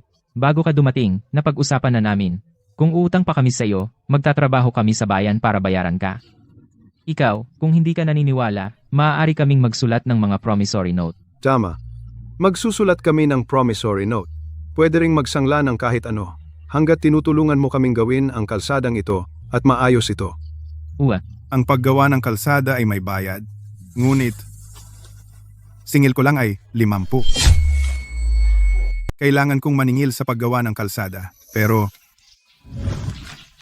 50 lang ang kukunin ko. Hindi pwede. Alam ko ang daan sa Taoyuan Village. Kung gaano kahirap gawin. 50 lang ang sinisingil mo. Ibig sabihin, lugi ka sa paggawa ng kalsada. Hindi namin hahayaan na malugi ka. tama, Sir Lu. Dumating ka para kumpunihin ang kalsada ng aming baryo. Nagpapasalamat na kami. Kung lalo ka pang malugi, hindi kami mapakali sa pagtulog. Oo nga. Sir Lu, singilin mo kung magkano dapat. Ang aming baryo, Taoyuan. Mahirap pero kami hindi namin pababayaan ang kaibigan. Oo. Kung 50 ang singil ko, malulugi talaga ako. Pero dati, tinulungan ako ni Kapitan Xiao. Kailangan kong magpasalamat at gumanti. 'Di ba? Kung natapos ko ang kalsada ng Taoyuan, mamumutawi ang pangalan ko, natural na may magbabayad para magpagawa sa akin. Sa oras na iyon, hindi naman masyadong malulugi. Pero, Wala nang pero. Kung magdahilan pa kayo, hindi ko nagagawin ang kalsadang ito. sige, okay. Pwedeng gawin ko ang kalsada, pero may ilan akong hihilingin sa inyo. Dapat ninyong sundin. Una, lahat ng bahay-bahay ay dapat makilahok. Dahil wala tayong construction crew, kailangan nating magtulungan. Huwag kang mag-alala, Sir Lu. Ang kalsada ay para sa lahat. Kung hindi kami gagawa, sino ang gagawa? Isa pang hiling, kailangan nating mahigpit na sundin ang pamantayan sa paggawa. Kung masira ang kalsada, maliit na bagay lang. Pero ang tao ay hindi dapat magkaproblema. Sigurado ka. Babantayan ko sila lagi. Dahil sa iyo, Sir Lu, ang aming Taoyuan Village ay may pag-asa na. Oo nga, tama.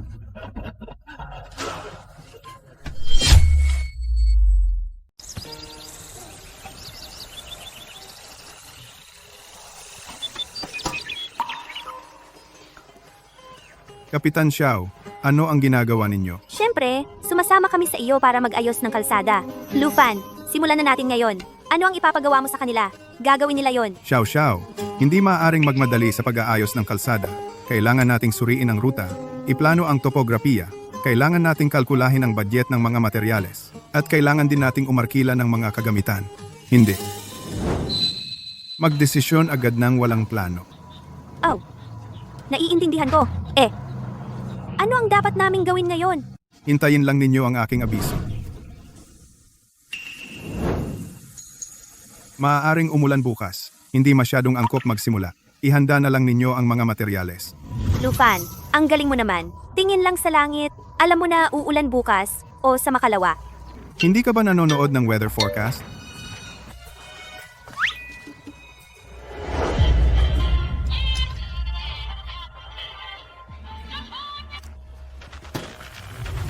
Kapitan. Kapitan, may masamang balita.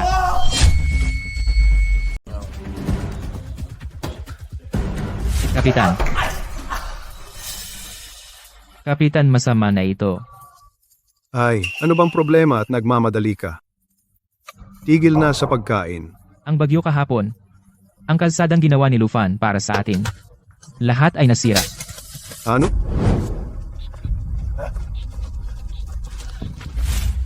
Kapitan, tingnan mo. Ang naayos na kalsada ay nasira na lang. Kung hindi maayos ang kalsada, ang ating mga prutas at gamot, hindi maibenta. Ang mga kababayan mamumulubi na tayo. Kasalanan ito ni Lufan. Kung inilatag natin ang semento mas maaga, tiyak na nailigtas natin ang kalsadang ito. Nitong mga nakaraang araw, nagbigay tayo ng pera. At nagtrabaho. Lahat ay nasayang. Ay, tama na. Ngayong ganito na ang sitwasyon. Anong silbi ng mga sinasabi mo? Humanap agad ng paraan para malutas. Kapitan, kung wala si Lufan at si Zhao Dabao ay hindi tumutulong sa atin. Hindi maaayos ang kalsada. Ang ating mga prutas ay malapit ng mahinog. Paano tayo makakaraos ngayong taon? Oo nga, Kapitan. Kasalanan mo ito kung hindi dahil sa pagtulong mo kay Zhao Dabao. Pinagkanulo si Lufan. Ang kalsadang ito ay naayos na sana. Tama. Oh, Oo nga, ikaw ang may sabi eh. Kapitan, ikaw dapat ang mananagot dito kung hindi ka agad magpapahanap ng mag-aayos ng kalsada. Pupunta ako sa bahay nyo, kakain sa inyo, iinom sa inyo. Ay, ngayon nag-aalboroto ka na sa akin. Hindi ba kayo dalawa ang pumayag noon? Wala akong pakialam. Umalis ka dyan. Aray. Kayong lahat, husgahan ninyo ako. Inaapi ako ng kapitan. Mamamatay na ako, tinulak pa ako ng kapitan, at sinabihan akong umalis. Kapitan, ikaw. Kung hindi, paano namin matatapos ang taon na ito? Tama, Kapitan. Maghanap ka ng paraan para tulungan kami. Kapitan, maghanap ka ng paraan. Mag-isip ka ng paraan. Kapitan, tulungan mo ako. Maghanap ng paraan. Sinasabi ko sa'yo. Kapitan, malaking problema ang nangyari sa ating baryo. Paano ka natutulog gabi-gabi? Kapitan, kung hindi ka maghanap ng solusyon sa problema, Araw-araw akong sisigaw sa bintana ng bahay mo. para hindi ka makatulog ng maayos. CSC na. Maghanap ako ng paraan. Okay na ba? Maghahanap ako na mag-aayos ng kalsada. Mabilis ka ngang mag-isip. Bilis, mag-isip ka. Huwag. Tama. Pwede kong tawagan ng anak ko. Si Wushu. Siya ay tagapamahala ng pabrika sa lungsod. Madali lang humanap ng kontratista para sa pagkukumpuni ng kalsada. Madali lang yon. At ang pabrika niya, gumagawa ng juice. Pwede ring ibenta ang mga prutas natin. Ipagbili. Di ba? Okay yan. Okay yan. Ang galing ng kapitan. Kapitan, bakit hindi mo sinabi kanina? Si Shushu ay naging tagapamahala na ng pabrika, tiyak na walang problema. Kaya nga, ang galing talaga ng kapitan natin. Sabihin mo, sino ang makakapagpalaki ng anak na babae? Napakatalino, napakahusay. Siya ay naging tagapamahala na. Kung ikukumpara ang kapitan natin kay Lufan, talagang napakamakapangyarihan o... Ngayon lang nalaman. Kamusta? Dumating na ba ang pera? Sinabi ko na sa'yo, yung pag-aasikaso ng semento para sa'yo. Gagawin ko talaga yan. Hindi ko naman pinagdudahan ang kakayahan mo. Lufan, magaling ka pa rin gaya ng dati. Oy, napahiya mo naman ako sa sinabi mo. Maliit na bagay lang ito. Ikaw naman, nag-iisa kang nagpapatakbo ng malaking pabrika. Ikaw ang tunay na babaeng matapang. Naku, wag na tayong mag-umang. Baka pagtawanan tayo ni Kapitan Xiao. Oo nga. Huwag na tayong magyabang. Sa tingin ko, pagkatapos maayos ang kalsadang ito, pupunta ako sa paligid ng baryo para maisaayos ang pagkakakonekta ng mga linya ng baryo. At saka, sa oras na yon, ang benta mo ng semento ay tuloy-tuloy na. Kaya sa ganitong paraan, kakailanganin ko ng mga malalaking kliyente tulad mo para pumirma ng mga kontrata. Kayong dalawa, dati ng kaklase, at parehong maganda at gwapo. Wala bang... Hey, Xiao Xiao. Chen Hao ay ang tinitingala naming lahat na kaklase.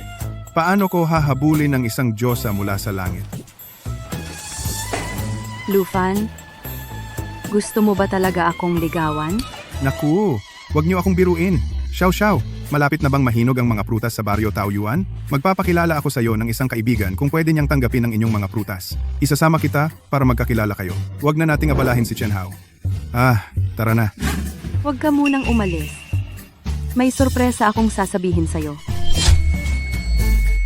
Huwag ka muna umalis. Meron akong surprise na sasabihin sa'yo. Anong surprise? Ang ating dating class president. Naalala mo pa ba? Ibig mong sabihin? Si Cao Ying? Tama.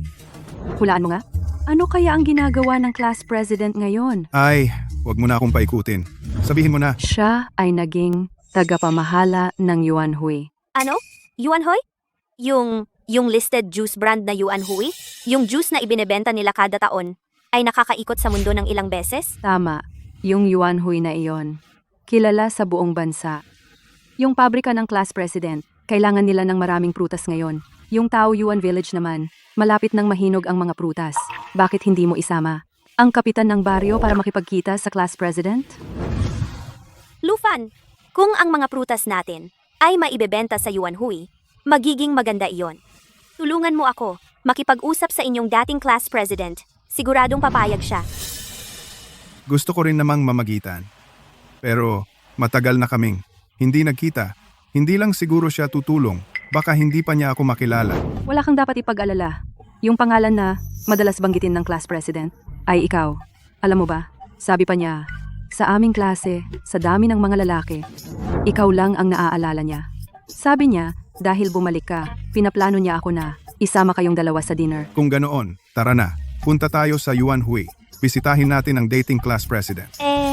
Ayoko nang sumama. Kayo na lang ng mga dating kaklase. Para ibenta ang prutas ng baryo nyo. Paanong hindi ka sasama? Tama, sabay tayo. Tara. Lufan, Banzang. Lufan, narinig kong darating ka. Agad kong iniwan ang ginagawa ko lahat ng trabaho para pumunta rito. Ngayon, ibibigay ko sa iyo si Lufan na hinahangad mo araw at gabi at dinala ko siya rito. Kailangan mong isipin kung ano ang masarap na kakainin natin. Chen Hao, ano ba ang sinasabi mo? Sino ito? Nagpapatayo ako ng kalsada sa baryo nila. Siya, ang kapitan ng baryo ng Taoyuan Xiao Xiao. Tagapamahala, Kao. Ikinagagalak kitang makilala. Sa pagkakataong ito, nakinabang ako kay Lufan para humingi ng tulong sa iyo. Huwag kang mag-alala. Basta kaya kong tumulong dahil kay Lufan, hindi ako tatanggi. Banzang, ako ay hindi pumupunta ng walang dahilan. Mayroon akong sasabihin sa iyo. Malapit nang mahinog ang mga prutas sa baryo ng Taoyuan. Pwede bang bumili ang Yuan Hui ng kanilang mga prutas? Ang mga prutas ngayong taon, may kakulangan ba sa supply? Tagapamahala ngayong taon. Pinalawak natin ang pabrika. Kasalukuyang may kakulangan ng 1,000,000 piraso. Ilang piraso ang inyong produksyon? Bibilhin ko lahat. 800,000 piraso. Ito ang kapitan ng baryo ng Taoyuan. Simula ngayon, bawat taon, sa pinakamataas na presyo, bibilhin namin ang kanilang mga prutas. Mamaya, gawan mo siya ng isang kontrata. Opo, tagapamahala. Tagapamahala, Kao. Maraming salamat sa iyo. Dahil kay Lufan, kaya kita tinutulungan. Kung gusto mong magpasalamat, pasalamatan mo si Lufan. Lufan, salamat sa iyo. Hindi lang nagpatayo ng kalsada sa baryo namin. Tinulungan mo rin kaming maibenta ang prutas. Ang galing mo talaga. Tumutulong tayo sa isa't isa. Tumutulong tayo sa isa't isa.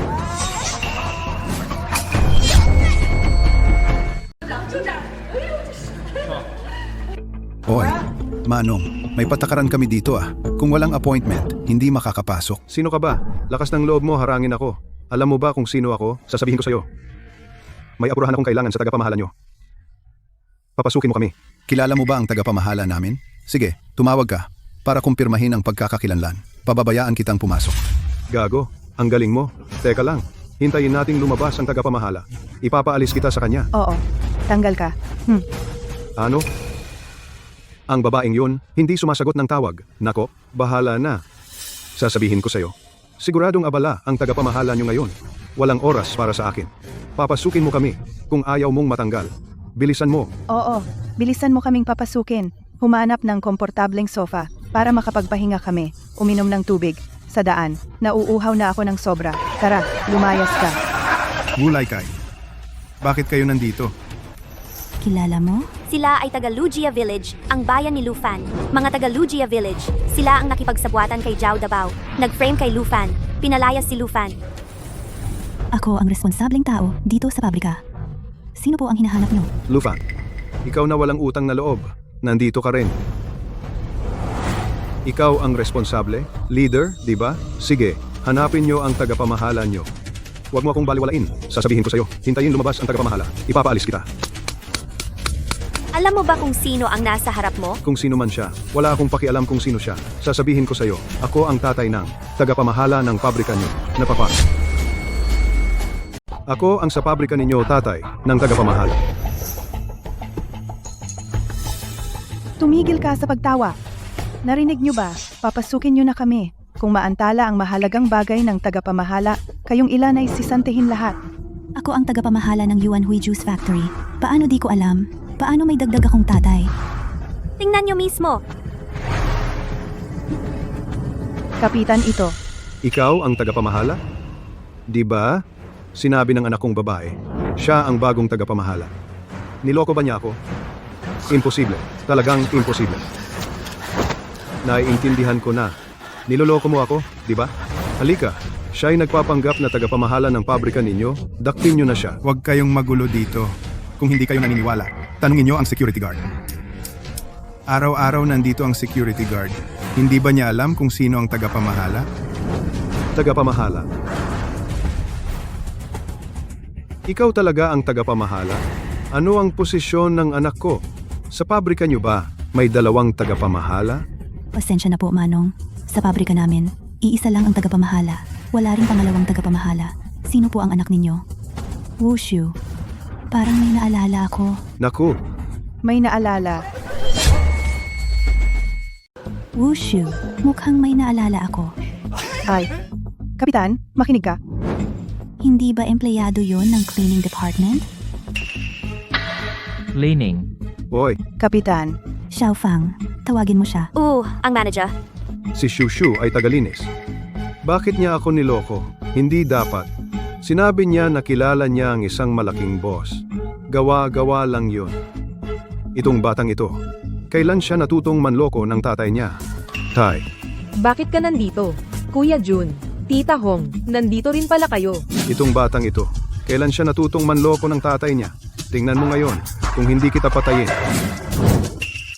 Hindi ito ang lugar para disiplinahin ang anak mo. Kung hindi kayo aalis, tatawag ako ng security para paalisin kayo.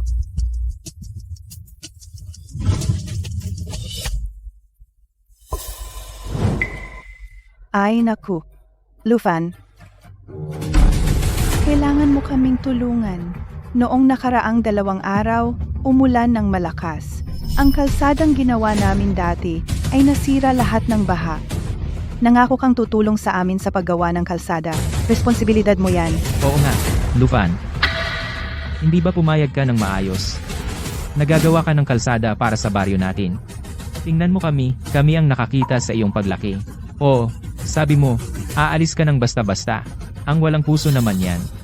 Hindi yan gawain ng isang tunay na lalaki.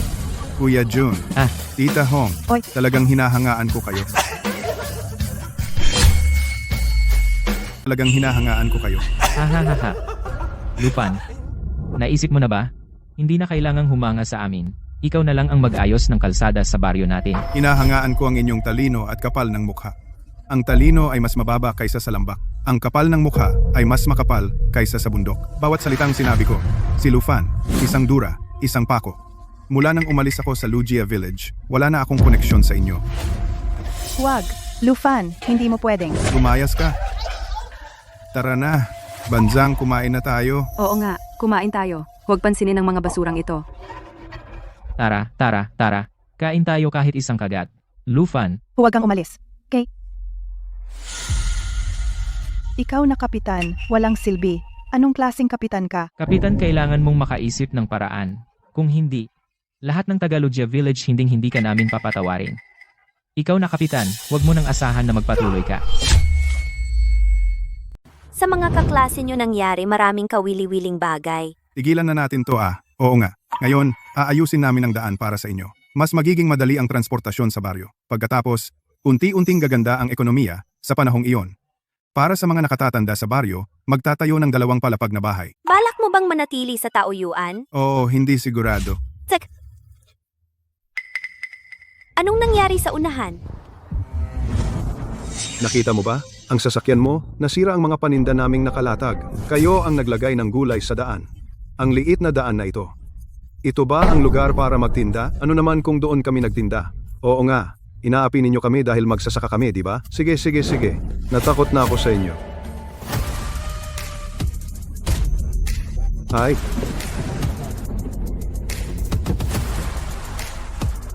Gusto nyo kaming hold upin, di ba? ay sus, hindi ba ito si Lufan? Ay, kayo rin ba ay dadaan? Sige, bawat isa, 500 bawat isa. Pag nabili na, makakadaan na kayo.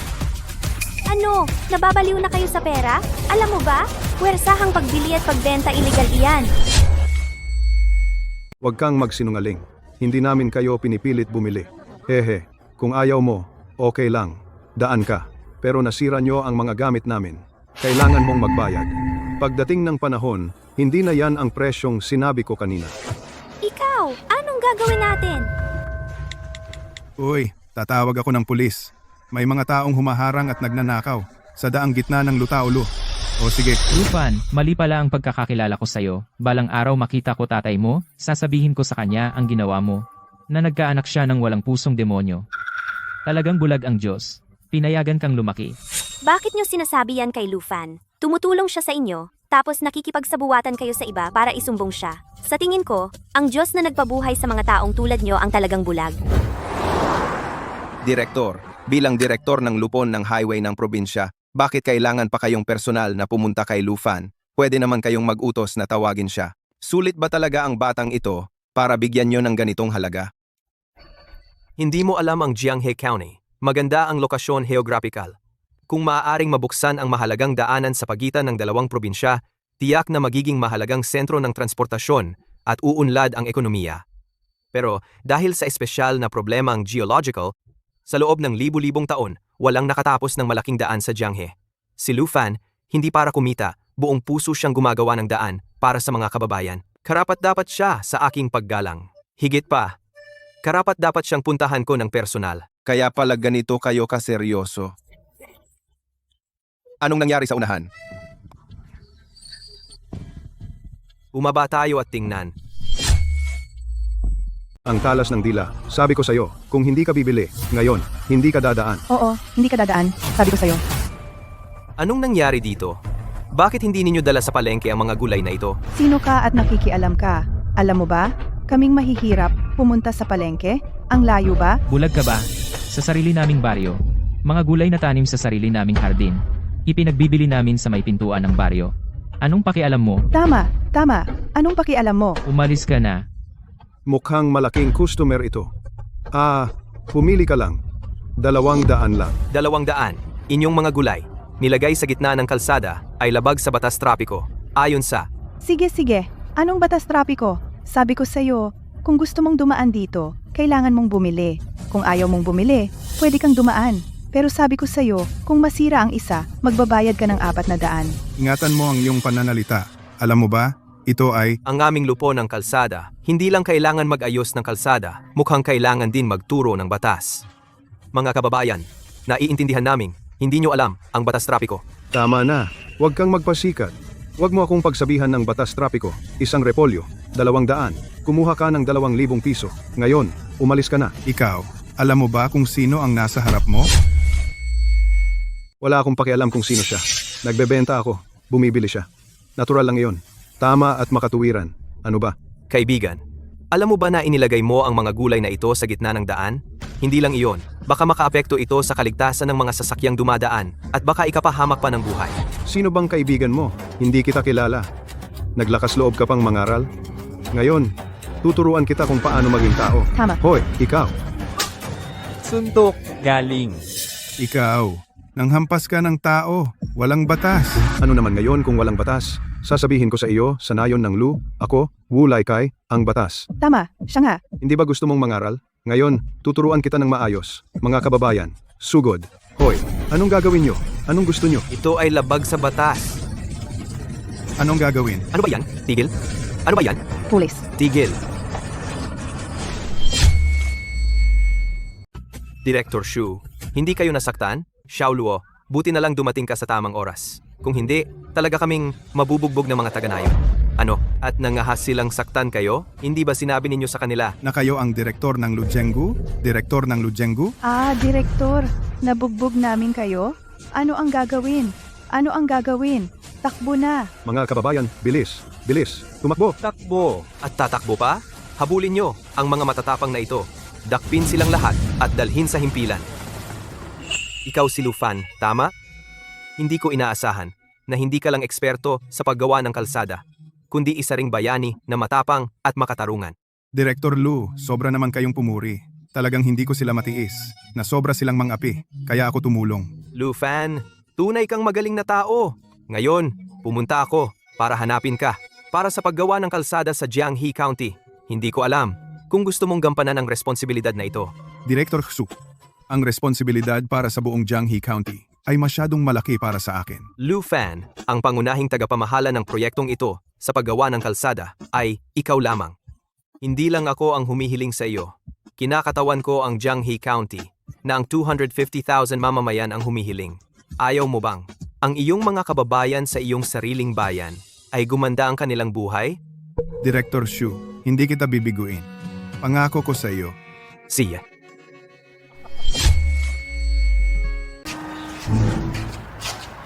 Lugi pa rin. Ilang araw lang sa loob, manhid na ang likod ko. Ikaw pa ang nagrereklamo? Kung hindi dahil sa masama mong idea, makakapasok ba tayo? Ngayon, hindi pa maayos ang daan. Nasira na lahat ng prutas sa bukid. Kaya mo bang bayaran?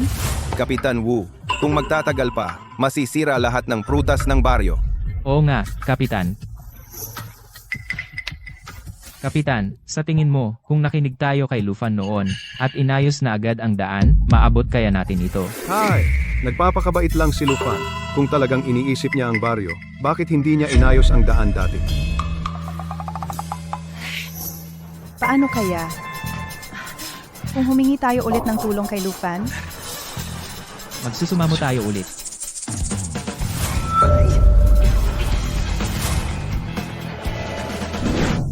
Sa buong Jianghe County, 157 pamilya, kahit halughugin ko kayo, at patuyuin ang bulsa, wala kayong maabot na 5 milyon. Saan ako kukuha ng perang manakawan sa inyo? Itong si Lu Fan, may kakayahan nga.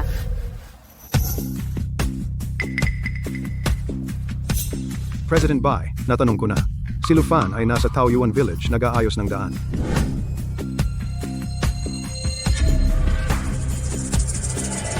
Wala nang ibang pagkakataon. Ihanda ang sasakyan. Hayaan mo akong personal na makipagkita sa dalubhasang ito sa daan. Opo. President Bai, si Lu Fan ba? Talagang ganoon kagaling? Si Lu Fan ay isang talento. Nagawa niya ang bagay na hindi nagawa ng sinuman sa loob ng maraming taon. At hindi siya naghangad ng pansariling pakinabang. Ang ganitong pagkatao ay bihira. Tara. Malapit na ang tag-ulan. Mas diin pa ang daan. Sige, walang problema. Oy, Lu Fan, magpahinga ka muna. Buong umaga ka nang nagtatrabaho. Ayos lang ako. Magpahinga muna tayong lahat. Pagkatapos, itutuloy natin.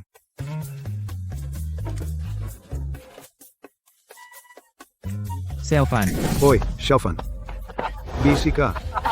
Tito Wu, ang dami mong pinapagawa. May kailangan ka ba? Oy! Hoy, Xiao Fan. Tingnan mo.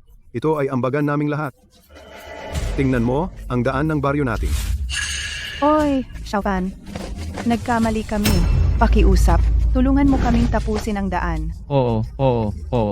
Tulungan mo kami. Xiao Fan, tingnan mo. Lumaki ka rin sa baryo ng Lujia. Di ba? Hindi mo naman pwedeng panoorin. Kami? Mga mahihirap na magsasaka, na tuluyang mawalan ng pag-asa. Oo nga. Ano ba ang ginagawa ninyo? Ang mga nanakit kay Lu Fan dati. Hindi ba kayo iyon? Hindi. Yun ay hindi pagkakaintindihan. Hindi pagkakaintindihan. Hindi pagkakaintindihan. Xiao Fan, ang mga prutas sa baryo ay nabubulok na lahat. Tulungan mo ang lahat. Xiaofan ang apo ko, at ang kapatid ko. Hinihintay nila akong magbenta ng prutas para sa kanila. Para kumita ng pera para sa pagpapagamot. Noong panahong sinaktan ninyo si Lufan, bakit hindi ninyo alam na ang mga prutas ay mabubulok sa bukid at kailangang magpagamot? Hoy, kayo, nagdala pa kayo ng mga lokal na produkto. Sa pagkakataong ito, hindi kayo magnanakaw sa daan at hindi kayo magpipilit ng bentahan. Hindi. Kuya Jun, naalala ko sinabi mo dati na ako si Lufan ay malupit, wala, kukunin ang pera ninyo at papagawain kayo. Oy. Oy, Lufan. Hindi, Lufan. Paano ka naman ganyan? Ito ay pagkain pa rin. Binigay namin sa'yo, ayaw mo. Pwede naming ibalik at kainin namin. Tama, buti ka pa, Lufan ha. Nagkapera ka, nakalimutan mo na ang pinanggalingan mo. Nakikita nyo ba, mga tao? Ito ang ating baryo, pinalaki nating mabuting anak. Tama, sobra na kayo. Ay, Diyos ko, ang gwapo-gwapo. Hindi talaga lalaki. Walang utang na loob, walang puso, bastos na bata. Wala kang konsensya. Dati mo pa binasag ang phone ko. Alam mo ba, ngayon, binabagsak mo naman ang iPhone ko. Oy, Hindi ba ito ang ating ekspertong si Lu? At minamaliit mo pa ang aming mga lokal na produkto. Anong ginagawa mo dito? Makinig kayong lahat sa akin. Ito ay abiso ng Road Administration. Simula ngayon, lahat ng kalsada ng Jianghe County ay pangangasiwaan ng isang espesyal na tao na responsable sa paggawa tulad ng mga ito. Mga ilegal na kontratista, umalis na kayo dito, oy. Totoo ba, Kapitan? Nakita nyo ba? Lufan, ito ay galing sa gobyerno. Galing kay Boss Chow, may kakayahan. Tama. Boss Sao, ang kalsada ng baryo namin, kailan mo gagawin?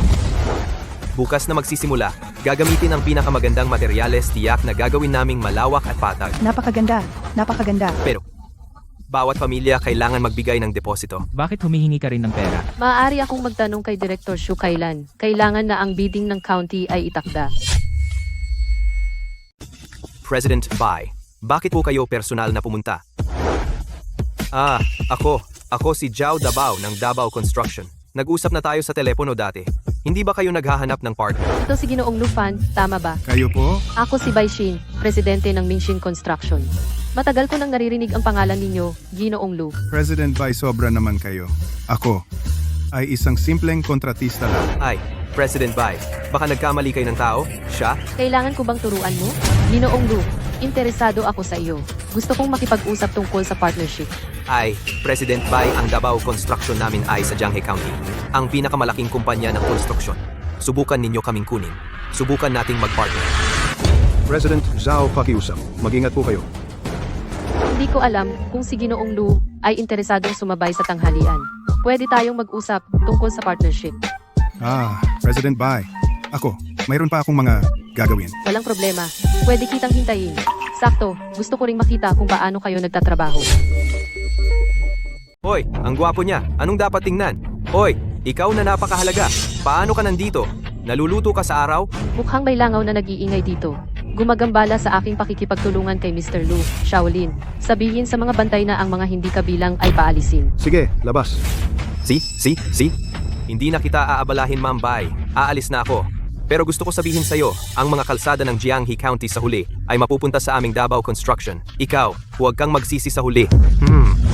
Uy, Ginoong Chow. Hindi ka pwedeng umalis. Anong mangyayari sa kalsada ng baryo namin? Ginoong Chow. Ma'am Bai, umalis na ang istorbo. Ngayon, sabihin mo na ng diretso. Mr. Lu, sige, diretsuhin ko na. Ang Mingxin Construction ay handang mag-alok ng 5 milyong mataas na sweldo para kunin ka bilang direktor. 5 milyon. Hindi ko inasahan na itong si Lufan ay napakamahal. Diyos ko. 5 milyon? Ikaw, itong bata. Yumaman ka na ngayon. Uy, tingnan mo, mayroon ka ng 5 milyon. Pwede mong ayusin ang kalsada ng baryo. Hindi ba madali lang yon? Ma'am Bai, sa palagay ko, hindi ako ganoon kataas ang halaga. Na magawa ang libu-libong taon na walang tao ang nakagawa. Kahit gaano kataas ang halaga, sa akin ay hindi sobra. Lufan, sa tingin ko, si Ma'am Bai ay tapat naman. Ikaw? 6 na milyon. Ito na ang huling alok. Paumanhin, Ma'am Bai. Ako? Kailangan ko pang ayusin ang kalsada sa Taoyuan Village. Sa buong buhay ko, hindi pa ako nakakita ng ganito karaming pera. Ito ay 6 na milyon. Ang gastador na ito, tumanggi. 6 na milyon, Lufan. Baliw ka ba? Kung ako ang tatanungin, Sina-agree na ako.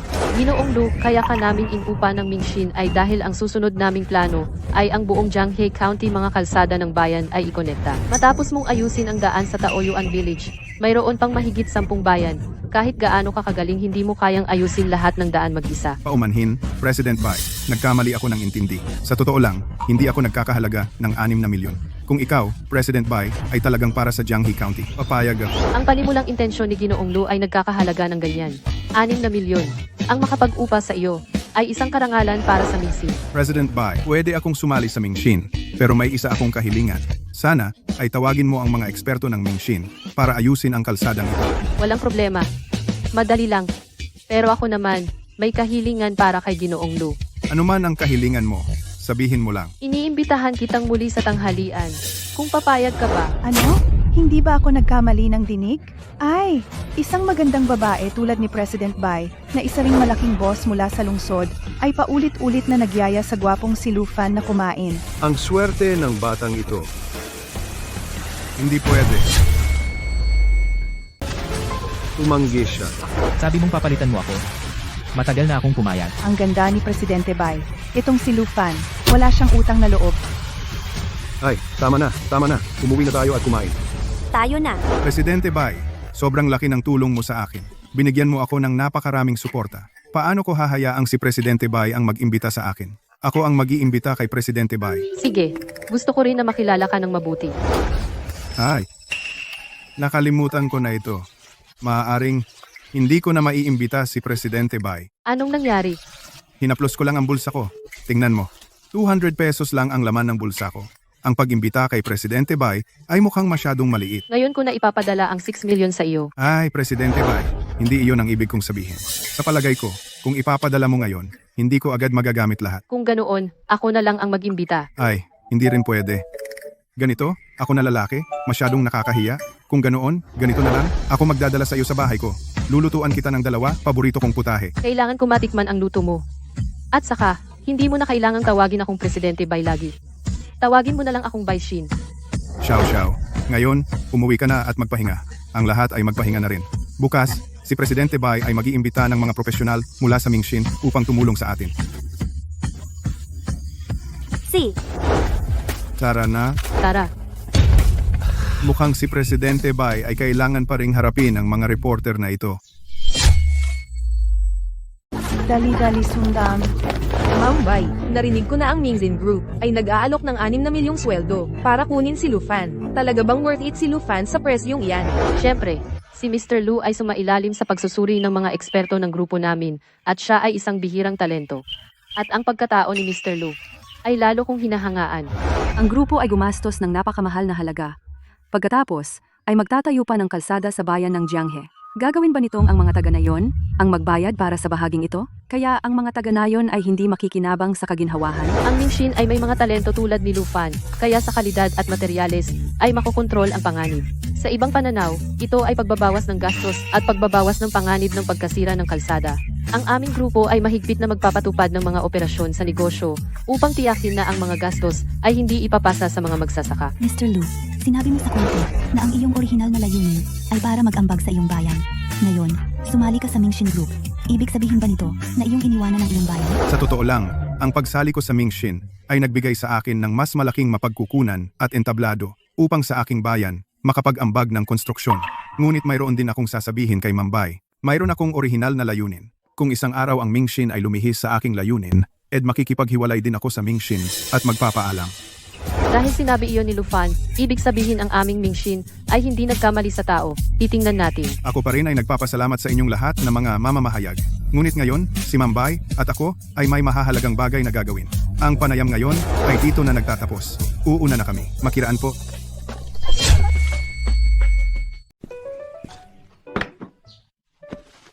Subukan mo ang braised fish na ginawa ko, huling-huli sa ilog. Ang galing mo pala magluto, hindi ko inakala. Ang anak ng mahihirap, maagang natututong maging responsable. Noong bata ako, abala ang mga magulang ko. Ako na mismo ang nag-isip kung paano magluto. sa kakayahan mo, mas uunlad ka sa malaking lungsod. Bakit gusto mong manatili sa baryo? Ito ang aking bayan. Tingnan mo ang sirang daan sa labas. Noong bata ako, araw-araw akong dumadaan diyan para pumasok. Ngayon, kaya ko na itong ayusin gamit ang sarili kong mga kamay. Sa tingin ko, mas kapanatagan ng loob ito kaysa kumita ng pera. Itiyakin kong mabubuo para sa iyo ang isang profesional na kupunan sa buong bansa, maging sa entablado ng mundo, para mailabas mo ang iyong tunay na galing. President Bai, baka hindi mo alam? Kahit na naayos na ang daan, ang mga tao sa baryo ay hindi pa rin alam kung paano yumaman. Kaya hindi lang daan ang aayusin ko. Magtatayo rin ako ng paaralan, magtatayo ng ospital, para sa pag-unlad ng Jianghe County. Sa tingin ko, hindi ko kailangang sumikat. Ang baryo ang aking pinakamalaking entablado. Pero sa pagtulong mo, hindi ka pwedeng hindi kumita palagi. Kumita naman ako, President Bai, 6 na milyon. Kaya dapat tulungan mo ako ng maayos. Nagastos ko na ang 6 na milyon. Salamat sa bukas palad na suporta ni President Bai. Huwag kang mag-alala. Tiyak na gagawin ko rin para sa Mingxin ang magdala ng bagong pag-angat. Nagtataka lang ako. Bakit mo piniling manirahan sa baryo? Kung gayon, saan sa tingin ni President Bai dapat ako manirahan? Sa ibang bansa. Lufan ngayon, talagang nararamdaman ko na napakahirap makita ang tulad mo. Dito ako isinilang at lumaki. Noong bata pa ako, isang bagay na sinabi sa akin ng aking ina na naaalala kong mabuti. Iyon ay, mas malaki ang kakayahan, mas malaki ang responsibilidad. Marahil, ang pag-angat ng bayan ay ang aking misyon. Mas malaki ang kakayahan, mas malaki ang responsibilidad. Ang mga salitang iyon na nagmula sa iyo ay may malaking kapanipaniwala.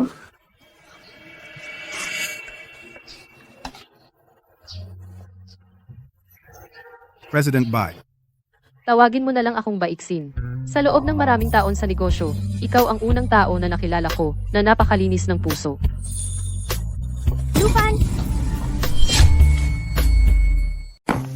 Lufan, ito si... Kumusta kayo? Ako ang presidente ng Mingxin Construction Group. Bai Xin. Dahil may bisita ka, mag-usap na lang tayo sa ibang araw. Salamat, masarap ang tanghalian mo. President Bai, sige, hindi na kita ihahatid. Lufan, pumunta kami ng espesyal para ipagdiwang ka. Kahit si Director Cao ay nag-cancel ng meeting para pumunta. Mukhang hindi na natin kailangan tulungan siyang magdiwang. Napagod ka sa pagdala ng mga ito? Tulungan ko kayong dalhin.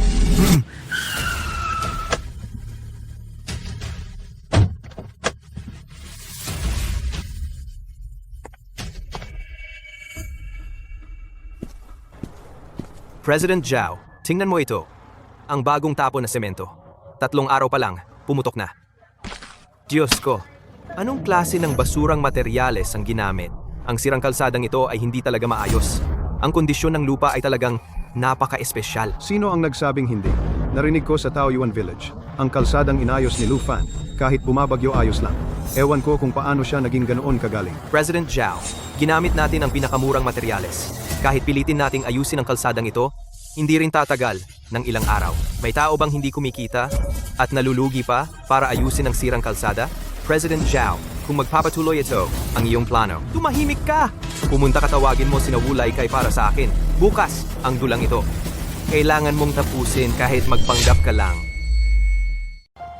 Mga kababayan, pagkatapos, ang pagtatrabaho araw at gabi ng Davao Construction, ang pangunahing kalsada ng Lugia Village ay ganap ng bukas. Ayos, ayos, ayos. Mga kababayan, si Sir Zhao ay ang malaking benefactor natin sa Lugia Village. Malaking benefactor. Sir Zhao, malapit na bang matapos ang kalsada? Itong truck pwede bang dumaan dito? Oo nga, Ang aming nayon gusto lang naming ang mga tagalungsod ay pumunta dito para pumitas ng mga prutas at iba pa tama. Siyempre naman, ang Davao Construction ay gumagamit lahat ng mga inangkat na hilaw na materyales higit pa sa pamantayan ng bansa. Tingnan mo ang kalsadang ito.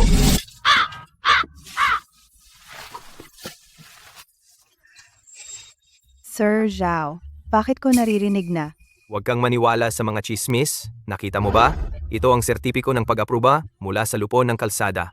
Nakasulat ito ng itim, sa puti, at may selyo pa. Matapos ang inspeksyon, naaprubahan. Totoo? Totoo? Totoo ba? Mga kasama, totoo ito. Ang galing, ang galing. Ngayon, tinawag ko kayong lahat at may mga kasamang mamamahayag. Una, saksihan natin ng sama-sama ang tagumpay ng konstruksyon ng Davao Kumpanya. Pangalawa, ay para tulungan ang Davao magkaroon ng promosyon. Sana, mga kababayan ay magsalita ng mabuti para sa Davao. Walang problema, walang problema. Huwag kang mag-alala, Sir Zhao. Tutulungan ka naming lahat. Oo, tutulong. Ang saya-saya dito. Narinig ko na natapos na ang kalsada sa Luhia Village. Press ID. Mr. Zhao, narinig ko na ang kalsadang ito sa baryo ay gumamit ng pinakabagong teknolohiya. Siyempre naman, ang Davao Construction namin ay nag-invest ng malaking pera nag-import ng pinakabagong kagamitan mula sa Germany. Tingnan mo ito. Ang pundasyon ng kalsadang ito ay hindi pa napipi. Wala nang sasakyan ang makakadaan, kahit tao. Ilang hakbang lang, babagsak na. Lufan, huwag ka dyan magsalita ng kung ano-ano. Sabi ko, Lufan, Ikaw ba? ayaw mong umunlad ang nayon ng pamilya Lu. Diba? Ang teknolohiya ni Mr. Zhao kumpara sa teknolohiya mo, ang sayo ay basura lang. Basura. Lu Fan, buksan mo ang iyong mga mata at tingnan. Ito ay opisyal na sertipikasyon kumpara sa iyong hindi opisyal na paraan mas magaling. Oo nga. Ginoo, sabi mo may problema ang kalsada. May ebidensya ka ba? Halika. Tignan mo itong bagong ayos na patch. Ang ilalim nito ay hungkag. Pakinggan ninyo ang tunog. Paninirang puri. Ito ay paninirang puri. Ang kumpanya ng konstruksyon ng Davao namin. Gusto kong ipreserba ang karapatan kong kasuhan ka. Paninirang puri kay Zhao Davao. Kung sa tingin mo ay paninirang puri ito, gusto mo bang subukan? Mga kasamang mamamahayag, huwag kayong maniwala dito sa sinasabi ni Lu Fan na walang katotohanan. Ang Davao Construction namin ay isang kumpanya na may kumpletong lisensya at kumpletong kagamitan. Sa buong Jianghe County ang pinakamalaking kumpanya ng konstruksyon at itong si Lu Fan ay walang kumpanya isang iligal na kontratista. Hindi na kailangan ng anumang regular na kagamitan. Maghanap lang ng ilang tao tumalon-talon diyan ang kalsadang ito ay babagsak. Huwag mo nang gamitin ang mga profesional na kagamitan. Maghanap ka lang ng ilang tao. Tumalon-lundag kayo rito. Babagsak ang kalsadang ito. Lu Fan, kabastusan mo. Sige, patutunayan ko sa iyo. Maganda ang kalsadang ito. Mga kababayan, tara, maglakad tayo. Lufan, sinasabi ko sa iyo, naiinggit ka sa aming nayon dahil may magandang kalsada na kami. Subukan ko para sa iyo. Wala namang problema, di ba? Lu Fan, ano sa tingin mo? Ekspertong Lu, bakit hindi natupad ang hula mo? Nakita mo ba? Matibay ang kalsadang ito. Naiinggit lang siya. May magandang kalsada na ang ating nayon, di ba?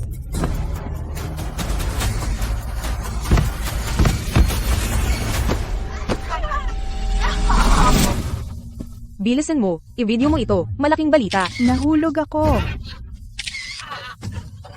Tigil nyo na yan. Bilisan. Halika, pigilan ninyo sila. Tigil nyo ang pag-video. Tigil na, umalis na kayo.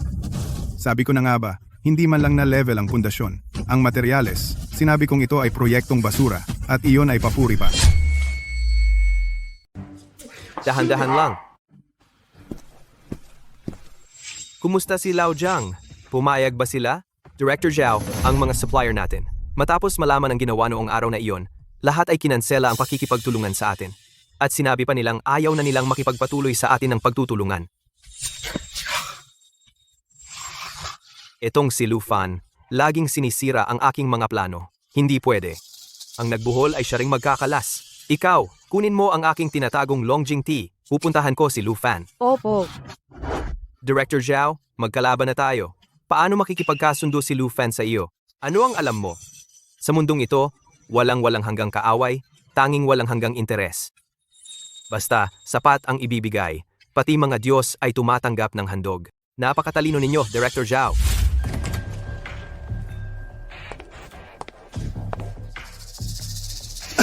Lu, abala ka? Director Zhao, dumating kayo. Anong pakay?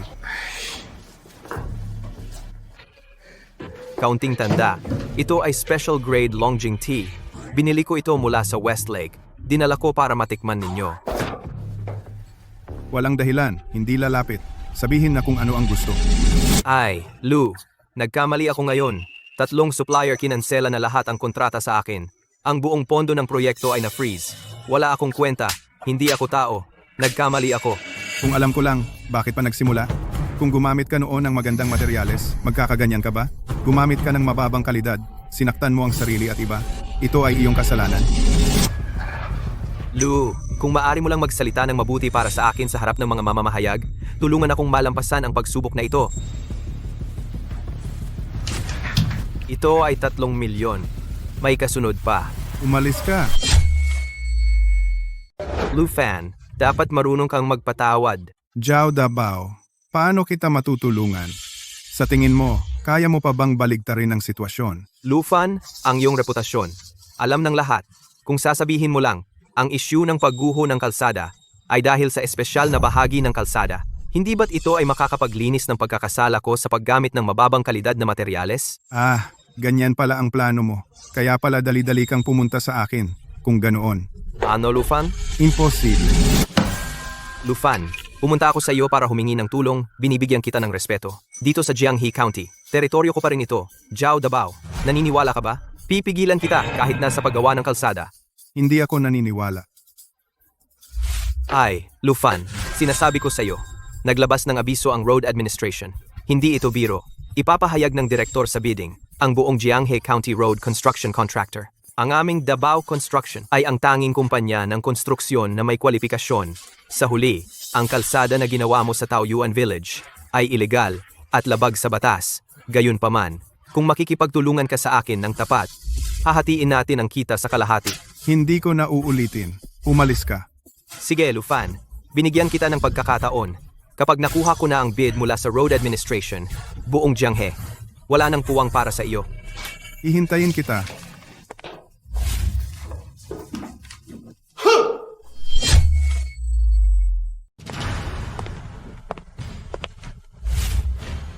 Ay, hindi ba ito ang ating Lucien? Bakit ka nagsusuot ng ganyan? Dahil sa kahirapan? Hindi mo na kayang bumili ng isang suit? Ito ang aming uniform. Hindi ako katulad ni Boss Chow. Ang ganda ng suot ni Boss Chow. Mukhang maganda, pero ang loob ay sira. Peste. Ang talas ng dila mo. Kapag nakuha ko na ang lisensya sa konstruksyon na ito, may mangyayari sa iyo. Boss Chow, ano ang kinain mo ngayon? Bakit ang baho ng bunganga mo? Lufan, sasabihin ko sa iyo ang totoo. Ang lisensya sa daan na ito, siguradong makukuha ko. Ang aming Dabao Construction ay ang pinakamalaking kumpanya ng konstruksyon sa Jianghe County.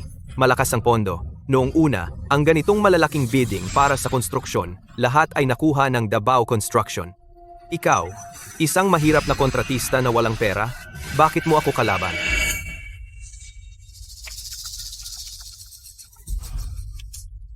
Sasabihin ko na rin sa iyo, nakipag-ugnayan na ako sa mga tao sa Department of Roads.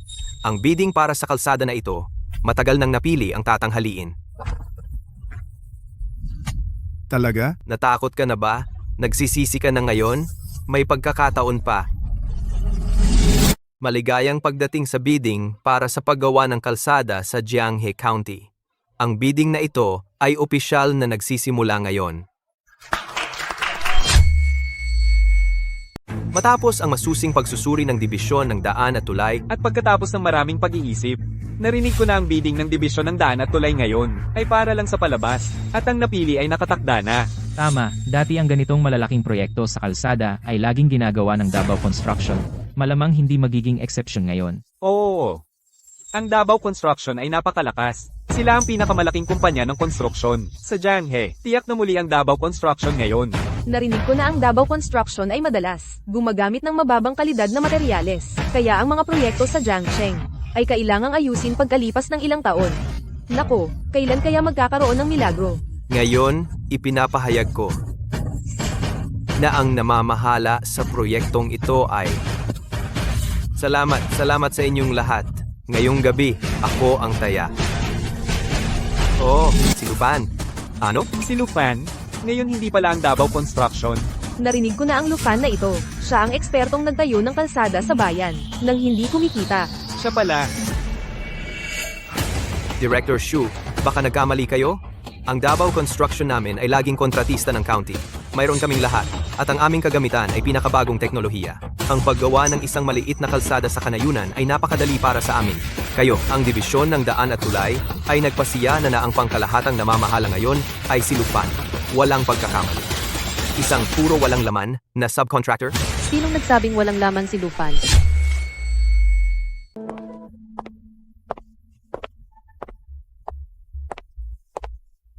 Sino ang nagsabing walang-wala si Lufan? Ito po si President Bai ng Mingzin Construction sa probinsya. Dumating siya para kay Lufan. Sino ba talaga itong si Lufan?